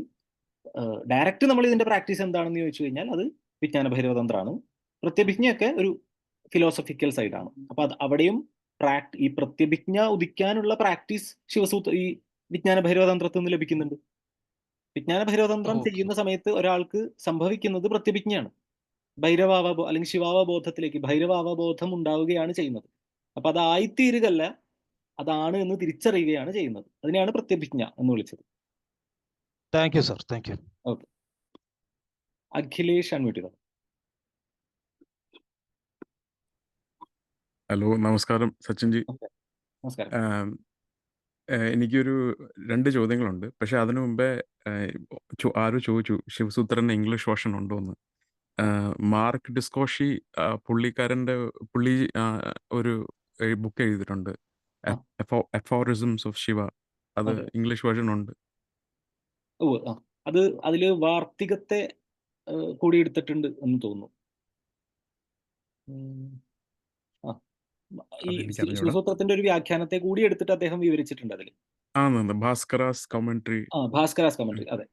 പിന്നെ ജയദേവ് സിംഗും ഇതുപോലെ തന്നെ അതിന്റെ ഒരു കമന്ററിയെ കൂടി ഉൾപ്പെടുത്തിയിട്ടാണ് അത് എഴുതിയിരിക്കുന്നത്. അപ്പൊ അതൊക്കെ വായിച്ചു കഴിഞ്ഞാൽ കുറച്ചും കൂടി അതിന്റെ ഒരു വ്യാപ്തി മനസ്സിലാവും. അതെ. എൻ്റെ ചോദ്യം ഫസ്റ്റ്, ഇന്നലെ അതോ മിനിങ്ങാന്നായിരുന്നു ഈ തന്ത്രസാര ക്ലാസ്സിന് വേണ്ടി ഒരു സച്ചിൻജി എടുത്തത്. അതിന് എനിക്ക് വരാൻ പറ്റിയില്ല. അപ്പം ഈ കോഴ്സ് അതിന് ഹെൽപ്പ് ചെയ്യൂ, തന്ത്രസാര കോഴ്സിന്, ആ ടെസ്റ്റിന് വേണ്ടി? തന്ത്രസാര കോഴ്സിന് ഡയറക്ട്ലി ഹെൽപ്പ് ചെയ്യുമെന്ന് വെച്ച് കഴിഞ്ഞാൽ ഇതൊക്കെ കാശ്മീര ശൈവത്തിന്റെ ഭാഗമായിട്ടുള്ള വിഷയമാണ്. അപ്പൊ അതുകൊണ്ട് ഇപ്പൊ ഇതിൽ ഡിസ്കസ് ചെയ്യുന്ന പല കാര്യങ്ങളും ചിലപ്പോൾ കേൾക്കുമ്പോൾ നമുക്ക് ഇത് ശിവസൂത്രത്തിൽ പഠിച്ചിട്ടുണ്ടല്ലോ അങ്ങനെ തോന്നുന്ന രീതിയിൽ ഹെൽപ്പ് ചെയ്യും, സ്വാഭാവികമാണ്. അതിപ്പോ എല്ലാ അറിവും അങ്ങനെയാണല്ലോ. എപ്പോഴെങ്കിലുമൊക്കെ നമ്മളെ ഹെൽപ്പ് ചെയ്യുന്ന അറിവുകൾ ഇതെല്ലാം ഒരേ ത്രികദർശനത്തിന്റെ ഭാഗമായിട്ടുള്ള അറിവ് തന്നെ ആയതുകൊണ്ട് ഹെൽപ്പ് ചെയ്യും. അത് നിർബന്ധമാണെന്ന് ഞാൻ പറയുന്നില്ലേ. ഇപ്പൊ തന്ത്രസാര പഠിക്കാൻ വേണ്ടിയിട്ട് ശിവസൂത്രം നിർബന്ധമായിട്ടും പഠിക്കണം എന്നില്ല കേട്ടോ. ഓക്കെ, മനസ്സിലായി. ആ ടെസ്റ്റ് മലയാളത്തിലാണോ ഇംഗ്ലീഷിലാണോ, എങ്ങനെയാ? തന്ത്രസാര എലിജിബിലിറ്റി ടെസ്റ്റോ? അതെ. അത് നമുക്ക് രണ്ടും ചെയ്യാൻ വേണമെങ്കിൽ ഇംഗ്ലീഷും മലയാളവും ചെയ്യാം, വലിയ ബുദ്ധിമുട്ടില്ല. ഇംഗ്ലീഷാണോ വേണ്ടത്? ഇംഗ്ലീഷ് ആയിരിക്കും ബെറ്റർ. ഓക്കെ, ക്ലാസ് മലയാളത്തിൽ തന്നെ ആയിരിക്കും. അത് കുഴപ്പമില്ല. കൂടുതൽ ആൾക്കാർ മലയാളത്തിലാണല്ലോ, അതുകൊണ്ട്. അല്ല, അത് കുഴപ്പമില്ല. പിന്നെ അവസാന ചോദ്യം, ഇപ്പം പറഞ്ഞില്ലേ പൂമ്പാറ്റേന്റെ സ്വപ്നമാണ് ചെയ്യുന്നത്. അപ്പം നമ്മളെല്ലാം ശിവ തത്വത്തിന്റെ ഒരു ഭാഗമായിട്ട് നമ്മൾ ജനിക്കുന്നു. അപ്പൊ ജന്മം വരുമ്പം നമ്മുടെ പഴയ ഓർമ്മകളെല്ലാം മറക്കും. ചിലവർക്ക് സിദ്ധന്മാർ കണ്ടാ അറിയാം, ഈ പഴയ ജന്മത്തിൽ നീ അതായിരുന്നു. അപ്പൊ എന്റെ ചോദ്യം എന്ന് വെച്ചാൽ, ഈ ശിവസൂത്രത്തില് അങ്ങനെ വല്ല വ്യാഖ്യാനം ഉണ്ടോ? എന്താ നമ്മളെ പഴയ ഓർമ്മകൾ മറക്കുന്നത്? അതിന് വ്യാഖ്യാനമല്ല, അതായത് നമ്മൾ മായയെ കുറിച്ച് സംസാരിക്കുന്നുണ്ടോ, അപ്പൊ അത് തന്നെയാണ് അതിന്റെ റീസൺ. നമ്മൾ ഈ ചോദ്യത്തിൽ പറഞ്ഞതുപോലെ ശിവത്തിന്റെ ഒരു ഭാഗമായിട്ടല്ല നമ്മൾ ഇരിക്കുന്നത്, ശിവൻ തന്നെയാണ്, അത് പൂർണ്ണതയിൽ ശിവൻ തന്നെയാണ്. അപ്പൊ അതിനെ ചില രീതികളിൽ പരിമിതപ്പെടുത്തിയിട്ടുണ്ട്. ആ പരിമിതപ്പെടുത്തുന്ന ആളുടെ പേരാണ് മായ. ആ 36 തത്വങ്ങളുടെ ക്ലാസ്സിൽ പറഞ്ഞിരുന്നു, മായയും മായയുടെ 5 കഞ്ചുകങ്ങളും ചേർന്നിട്ട് നമുക്ക് മേൽ ആക്ട് ചെയ്തുകൊണ്ട് നമ്മളെ പരിമിതപ്പെടുത്തുന്നുണ്ട്. അങ്ങനെ പരിമിതപ്പെടുത്തുമ്പോൾ നമുക്ക് നഷ്ടപ്പെടുന്ന ചില സ്മൃതികളുടെ ഭാഗമാണ് ഇതും, പൂർവ്വജന്മ സ്മൃതികൾ. നമ്മുടെ മനസ്സ്, ബുദ്ധി, അഹങ്കാരം തുടങ്ങിയ അന്ധകരണത്തിന് ഒരു ലിമിറ്റ് വെച്ചിട്ടുണ്ട്, ഇവിടെ വരെ എന്നൊരു മറ വെച്ചിട്ടുണ്ട്. അത് വലിയൊരു അനുഗ്രഹമാണ് ആക്ച്വലി. മായ നമ്മളെ കൊടുക്കാൻ വേണ്ടി അത് ചെയ്തതാണെങ്കിലും നമ്മളുടെ ഇപ്പോഴത്തെ ജീവിതത്തെ സംബന്ധിച്ച് പൂർവ്വജന്മ സ്മൃതി ഇല്ലാതിരിക്കുക എന്ന് പറയുന്നത് വലിയൊരു അനുഗ്രഹമാണ്. അതുണ്ടെങ്കിൽ കുറച്ചുകൂടി ബുദ്ധിമുട്ടാവും ജീവിതം. അതെങ്ങനെയൊക്കെയാണെന്ന് നമുക്കിപ്പോൾ പറയാൻ പറ്റില്ല. പക്ഷെ ഇതാണ് ഏറ്റവും നല്ലത്. പൂർവ്വജന്മസ്മൃതി ഇല്ലാതിരിക്കുന്നതാണ് ഏറ്റവും സമാധാനത്തിന് നല്ലത്. ഓക്കെ ശരി താങ്ക് യു സച്ചിൻ. നമ്മൾ മായയും മായയുടെ കഞ്ചുകങ്ങളും ഒക്കെ നമ്മുടെ ക്ലാസ്സിൽ ഡിസ്കസ് ചെയ്യുന്നുണ്ടാവും. തുടക്കത്തിൽ തന്നെ വരുന്ന സൂത്രങ്ങളിൽ തന്നെ അത്തരം വിഷയങ്ങളൊക്കെ ഡിസ്കസ് ചെയ്യുന്നുണ്ടാവും. അപ്പൊ ഏകദേശം മനസ്സിലാവും മായ ആരാണ്, എന്താണ് മായ ചെയ്യുന്നത് എന്നൊക്കെ. സഞ്ജയ്. സച്ചിൻ ജി നമസ്തേ. നമസ്തേ. രാംജീന്റെ ക്ലാസ് 2 കൊല്ലമായിട്ട് സ്ഥിരമായിട്ട് കേൾക്കുന്ന ഒരാളാണ്. സച്ചിൻജിനെ കുറിച്ചിട്ട് രാംജി ത്രൂ ഒരുപാട് കേട്ടിട്ടുണ്ട്. ആദ്യമായിട്ടാണ് ഇന്നലത്തെ നമ്മളെ 36 തത്വങ്ങളിലാണ് ആദ്യമായിട്ട് കാണുന്നത്. നമ്മളെ നാടൻ ഭാഷ പറയുകയാണ് കടിച്ചേലും വലുത് മാളത്തില് എന്ന് പറഞ്ഞ അവസ്ഥയല്ല. ക്ലാസ് എത്രയും സിമ്പിളായിട്ട് മനസ്സിലാകുന്നത് ആ ഒരു അവതരിക്കുന്ന രീതിയിൽ ഒരുപാട് നന്ദി. കാരണം വളരെ കുറെ രാംജീന്റെ ക്ലാസ്സിന്റെ ഒരു അനുഗ്രഹമായിരിക്കാം.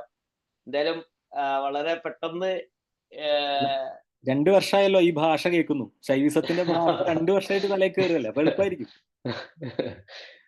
ഏതായാലും പരിചയപ്പെട്ടതിൽ വളരെ സന്തോഷം. ശരി സന്തോഷം. സുധീർ.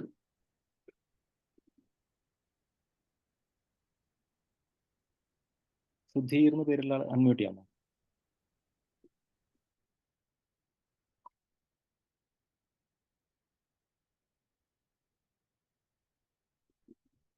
അൺമ്യൂട്ട് ചെയ്യാൻ പറ്റുന്നില്ല എന്ന് തോന്നുന്നുണ്ട്. ഓക്കെ ഞാൻ ജസ്റ്റ് അടുത്ത ആളെ വിളിക്കുകയാണ്. അതിനിടയിൽ അൺമ്യൂട്ട് ചെയ്യാൻ പറ്റി കഴിഞ്ഞാൽ ചോദിച്ചോളൂ. ശ്രീകുമാർ.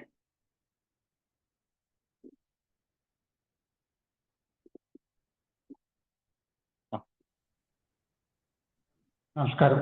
നമസ്കാരം. നന്നായിരുന്നു കേട്ടോ, വളരെ ക്രിസ്പി ആൻഡ് ക്ലിയർ. അല്ലേ, എനിക്ക് 2-3 കാര്യങ്ങളുണ്ട്. ഒന്ന്, ഈ ഉപായങ്ങളില് അതിനൊരു ഗ്രഡേഷൻ ഉണ്ടോ, അങ്ങനെ ഉണ്ടോ?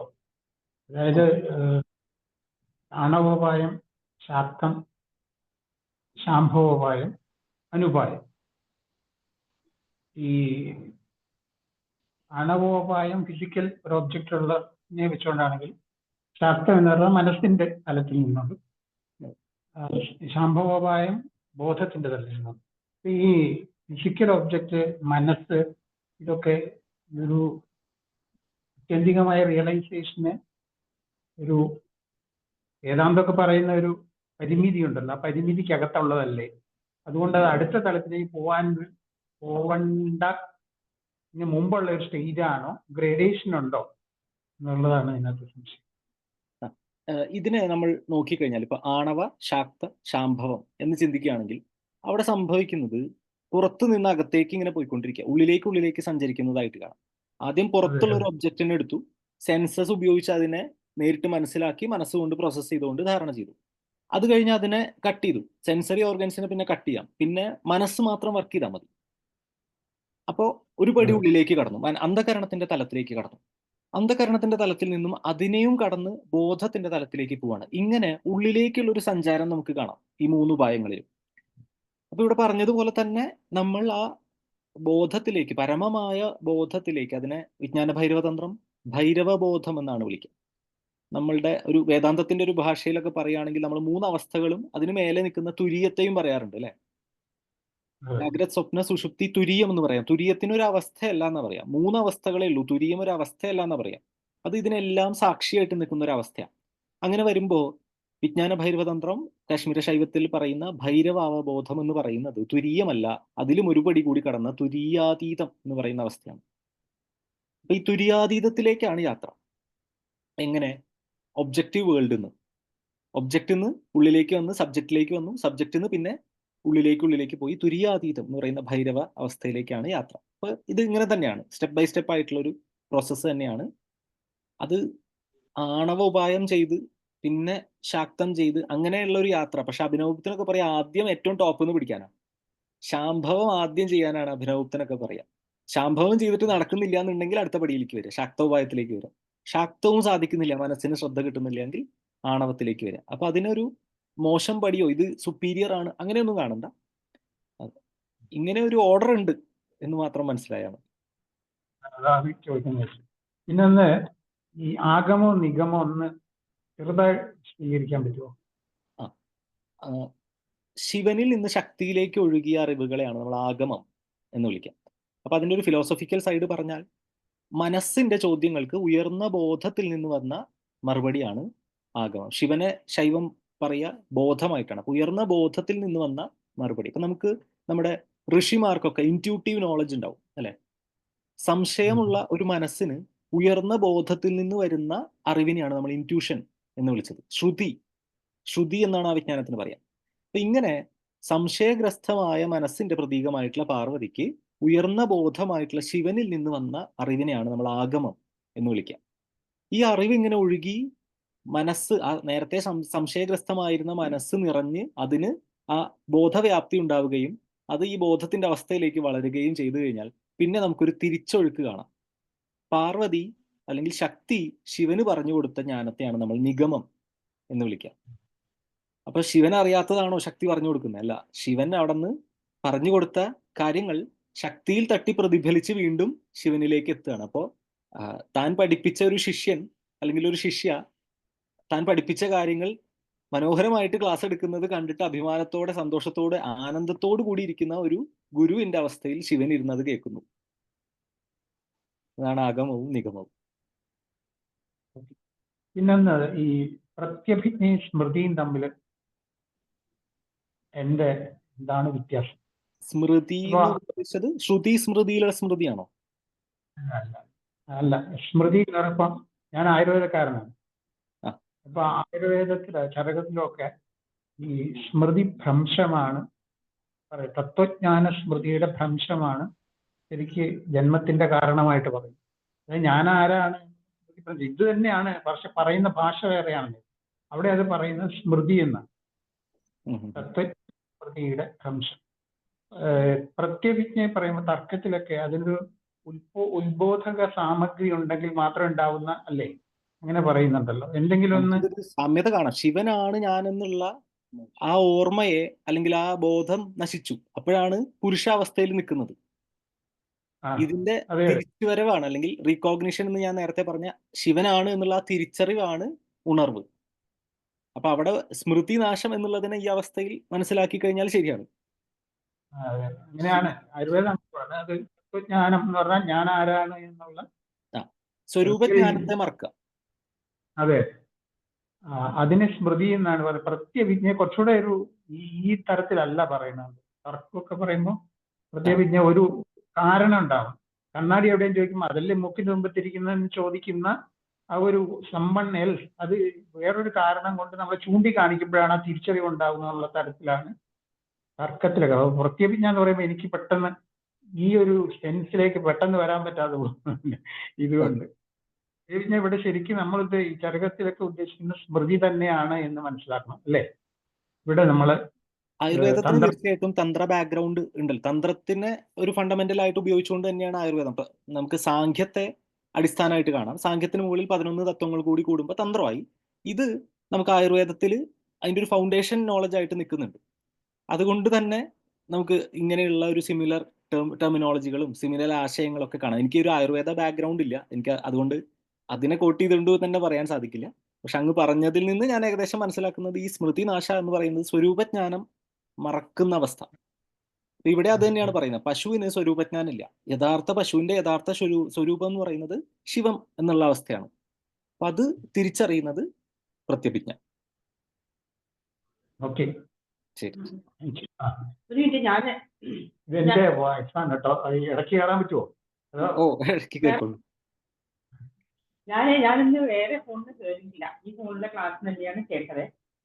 അങ്ങയുടെ 36 തത്വത്തിന്റെ ക്ലാസ് ഞാൻ കേട്ടിട്ട് ഭയങ്കര സന്തോഷം, ക്ലിയർ ആയിട്ട് മനസ്സിലായി.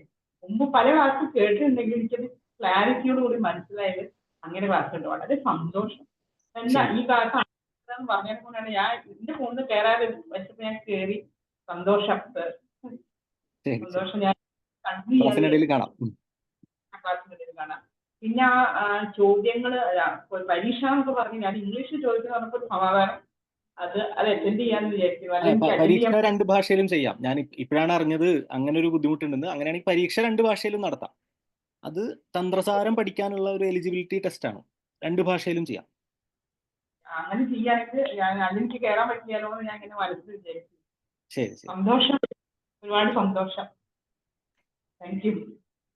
മലയാളം പറയുള്ളൂ, എഴുതൂല, അതാണ് പ്രശ്നം. Okay okay. അല്ല, ഏത് ഭാഷയിലാണെങ്കിലും കാര്യം മനസ്സിലായാൽ മതി. ശരിയാണ്. ശരി. നമുക്ക് കുറച്ച് സ്പീഡപ്പ് ആക്കാം. കൃഷ്ണചന്ദ് ചേട്ടാ. സുധി, നമസ്കാരം. എനിക്ക് സംശയമുള്ളത്, നമ്മളിപ്പം ശിവസൂത്രം വസുഗുപ്തനാണല്ലോ റിവീൽ ചെയ്തിട്ടുള്ളത്. നമ്മള് വിജ്ഞാന ഭൈരവ തന്ത്രം എന്ന് പറയുമ്പോൾ അത് രുദ്രയാമള തന്ത്രത്തിന്റെ ഒരു പാർട്ടാണല്ലോ. അപ്പൊ ഇതിലെ ടെക്സ്റ്റ് നോക്കുമ്പോൾ ഏതായിരിക്കും നമ്മുടെ കൂടുതൽ പഴക്കമുള്ളത്? ചിലപ്പം ശിവസൂത്രമാണോ അതോ രുദ്രയാമള തന്ത്രമാണോ? ബിക്കോസ് അതിലെ രുദ്രയാമള തന്ത്രത്തിലാണല്ലോ വിജ്ഞാന ഭൈരവ തന്ത്രം വരുന്നത്. രുദ്രയാമള ആയിരിക്കും പഴക്കം.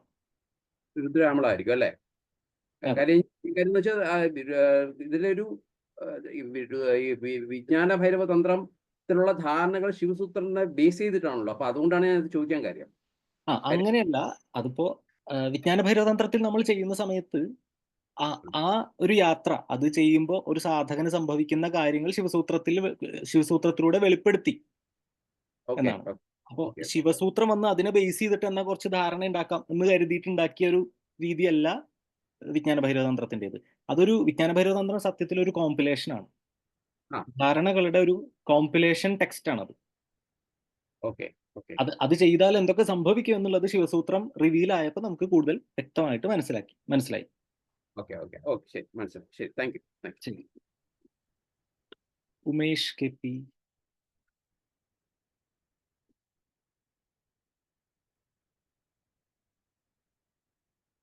നീ ഒരാൾ കൂടിയല്ലേ ഉള്ളൂ. ഉമേഷ്, GB വിനോദ്, അല്ല ഒരാൾ കൂടി, ലളിത കൊച്ചി. ഓക്കെ, അൺമ്യൂട്ട് ചെയ്യാമോ ഉമേഷ്?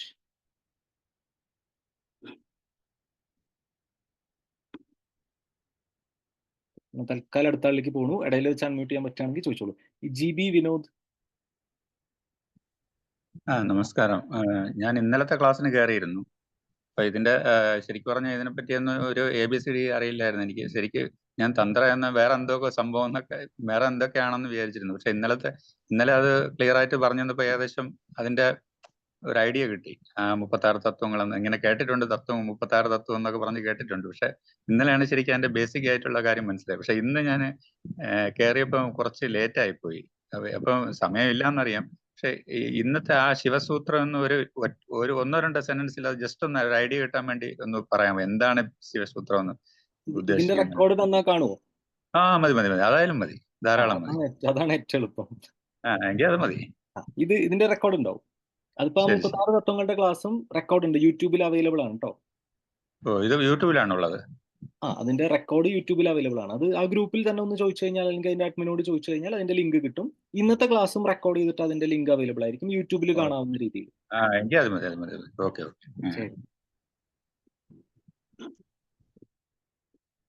ഉമേഷിക്ക് ഇത് ശരിയായോ? അൺമ്യൂട്ട് ചെയ്യാൻ പറ്റി തുടങ്ങിയോ? കൂടുതൽ ആൾ വരുന്നുണ്ടല്ലോ. നമുക്ക് ഇപ്പൊ കൈപൊക്കി അത്ര ആളെ എടുക്കണുള്ളൂ. ബാക്കി നമുക്ക് ക്ലാസ്സിനിടയിൽ ചർച്ച ചെയ്യാം. അപ്പോ ലളിത കൊച്ചി. നമസ്തേ. പരീക്ഷയുടെ കാര്യം പറഞ്ഞല്ലോ, അതിനെ പറ്റി എനിക്ക് അറിയില്ല, അത് പറയാം. നമ്മള് തന്ത്രസാര എന്ന് പറയുന്ന ഒരു ക്ലാസ് വരാനിരിക്കുന്നുണ്ട്. അത് ഈ കാശ്മീര ശൈവതന്ത്രത്തിലെ അഭിനവ ഗുപ്ത ആചാര്യന്റെ ഒരു ഗ്രന്ഥമാണ്. അതിന്റെ ഒരു ക്ലാസ് നമ്മൾ വെക്കുന്നുണ്ട്. അപ്പൊ അതിൽ പങ്കെടുക്കാനുള്ള ഒരു ക്രൈറ്റീരിയ എന്ന് പറയുന്നത് ഈ ഒരു എലിജിബിലിറ്റി ടെസ്റ്റ് പാസ്സാവുക എന്നുള്ളതാണ്. അപ്പൊ ആ ടെസ്റ്റിന് പ്രിപ്പയർ ചെയ്യാൻ വേണ്ടിയിട്ട് ഒരു സഹായം ആയിട്ടാണ് 36 തത്വങ്ങളുടെ ഒരു ക്ലാസ് എടുത്തത്. ഇനി തുടർന്നും അതുപോലെയുള്ള ചെറിയ അതിന്റെ ഫിലോസഫികൾ പറയുന്ന ക്ലാസ് ഉണ്ടാവും. അത് ആ ടെസ്റ്റിന് പ്രിപ്പയർ ചെയ്യുന്നവർക്ക് ഒരു സഹായമായിട്ട്. തന്ത്രസാര ടെസ്റ്റിന്റെ ഡേറ്റ് തീരുമാനിച്ചിട്ടില്ല. അപ്പൊ അത് ഈ ഗ്രൂപ്പിലൊക്കെ തുടർന്നു കഴിഞ്ഞാൽ നോട്ടിഫിക്കേഷൻ വരുന്നുണ്ടാവും.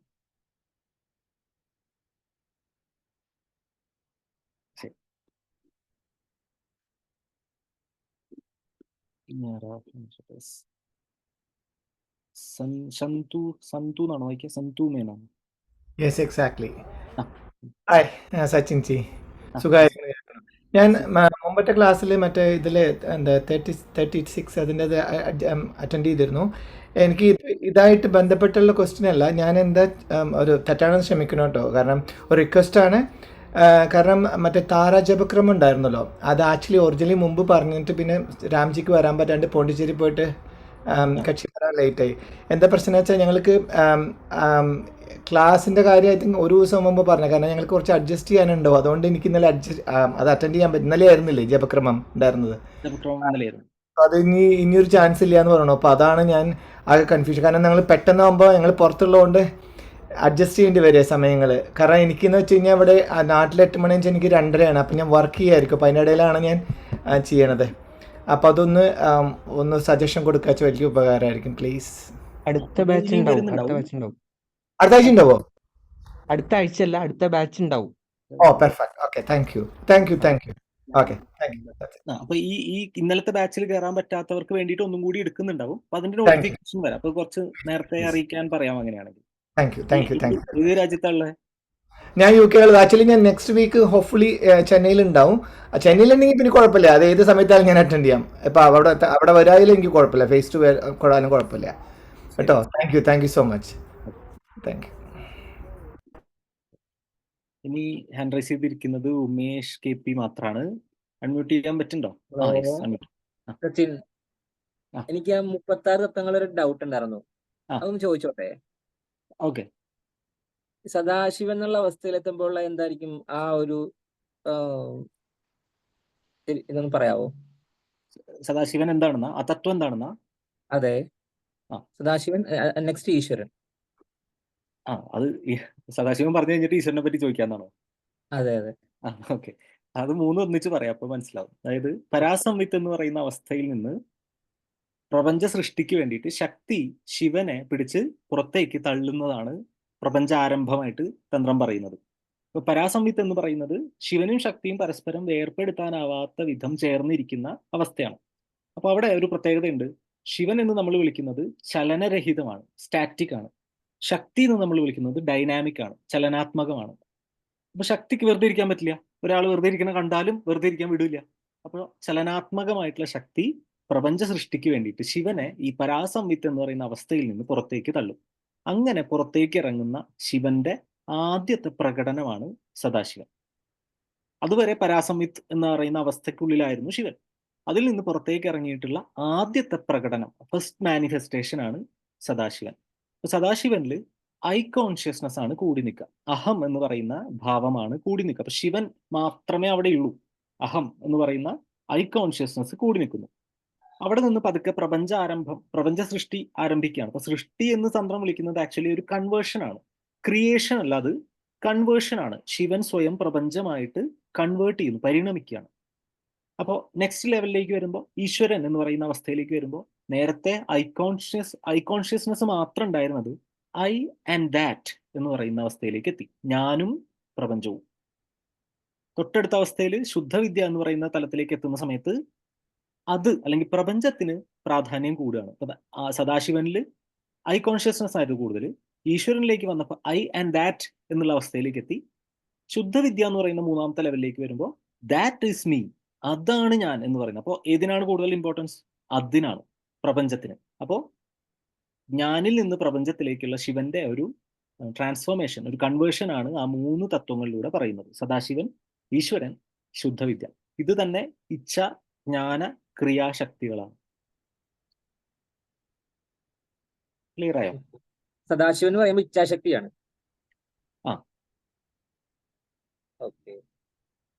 ഇത് ചില ഫിലോസഫികളൊക്കെ പഠിക്കുന്ന സമയത്ത് ഇതിനെ പരസ്പരം അങ്ങോട്ടും ഇങ്ങോട്ടൊക്കെ മാറ്റി കണ്ടു കഴിഞ്ഞാലും അത് തെറ്റാണെന്ന് വിചാരിക്കരുത്.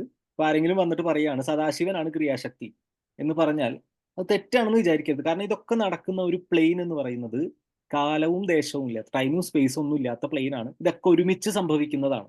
കാലം ഇല്ലെങ്കിൽ പിന്നെ ഇതൊക്കെ ഒരു മൊമെന്റിലല്ലേ സംഭവിക്കുക. അതെ. അപ്പൊ അതുകൊണ്ട് ഇച്ഛാജ്ഞാന ക്രിയാശക്തികൾ ഒരുമിച്ചാണ് ഇരിക്കുക. ഇച്ഛാശക്തി വേറെ, ക്രിയാശക്തി വേറെ, ജ്ഞാനശക്തി വേറെ എന്നല്ല. അപ്പൊ ലളിതാ സഹസ്രനാമം നോക്കിക്കഴിഞ്ഞാൽ ഇച്ഛാശക്തി, ജ്ഞാനശക്തി, ക്രിയാശക്തി സ്വരൂപിണി എന്നൊരു നാമുണ്ട്. ഇത് ബോധത്തിനുണ്ടാവുന്ന ഒരവസ്ഥകളല്ലേ ഇത്? അതെ, ശുദ്ധബോധമായ ശിവന്റെ പരിണാമാവസ്ഥയാണ്. അപ്പൊ ഇത് മൂന്നും ഒരുമിച്ച് ആക്ട് ചെയ്യുന്നത് കൊണ്ടാണ് ലളിതാ സഹസ്രനാമത്തിൽ പോലും ഇതിനെ ഒരുമിച്ച് പറഞ്ഞിരിക്കുന്നത്. അവർക്ക് അതിനെ മൂന്നായിട്ട് സ്പ്ലിറ്റ് ചെയ്ത് കഴിഞ്ഞാൽ എളുപ്പമുണ്ടായിരുന്നു. 1000 നാമം എഴുതാൻ എളുപ്പമല്ലേ അങ്ങനെയാണെങ്കിൽ. പക്ഷെ എന്താ അങ്ങനെ ചെയ്യാതെ ഒരുമിച്ച് ഒറ്റ നാമാക്കി? ഇത് മൂന്നും ഒരുമിച്ചേ സംഭവിക്കുള്ളൂ. ഇച്ഛ, ജ്ഞാന, ക്രിയാശക്തികൾ ഒരുമിച്ചേ ആക്ട് ചെയ്യുള്ളൂ. Okay, thank U. ശരി. അപ്പോൾ ഇനി ഹാൻഡ് റൈസ് ഒന്നുമില്ല. നമുക്ക് ബാക്കിയെല്ലാം പറഞ്ഞൊക്കെ ക്ലിയർ ആയെന്ന് വിചാരിക്കുന്നു. ഒരാൾ കൂടി ഉണ്ടല്ലോ, കമൽനാഥൻ എന്തെങ്കിലും ചോദിക്കാനുണ്ടെങ്കിൽ ജസ്റ്റ് ഒന്ന് അൺമ്യൂട്ട് ചെയ്ത് ചോദിച്ചോളൂ.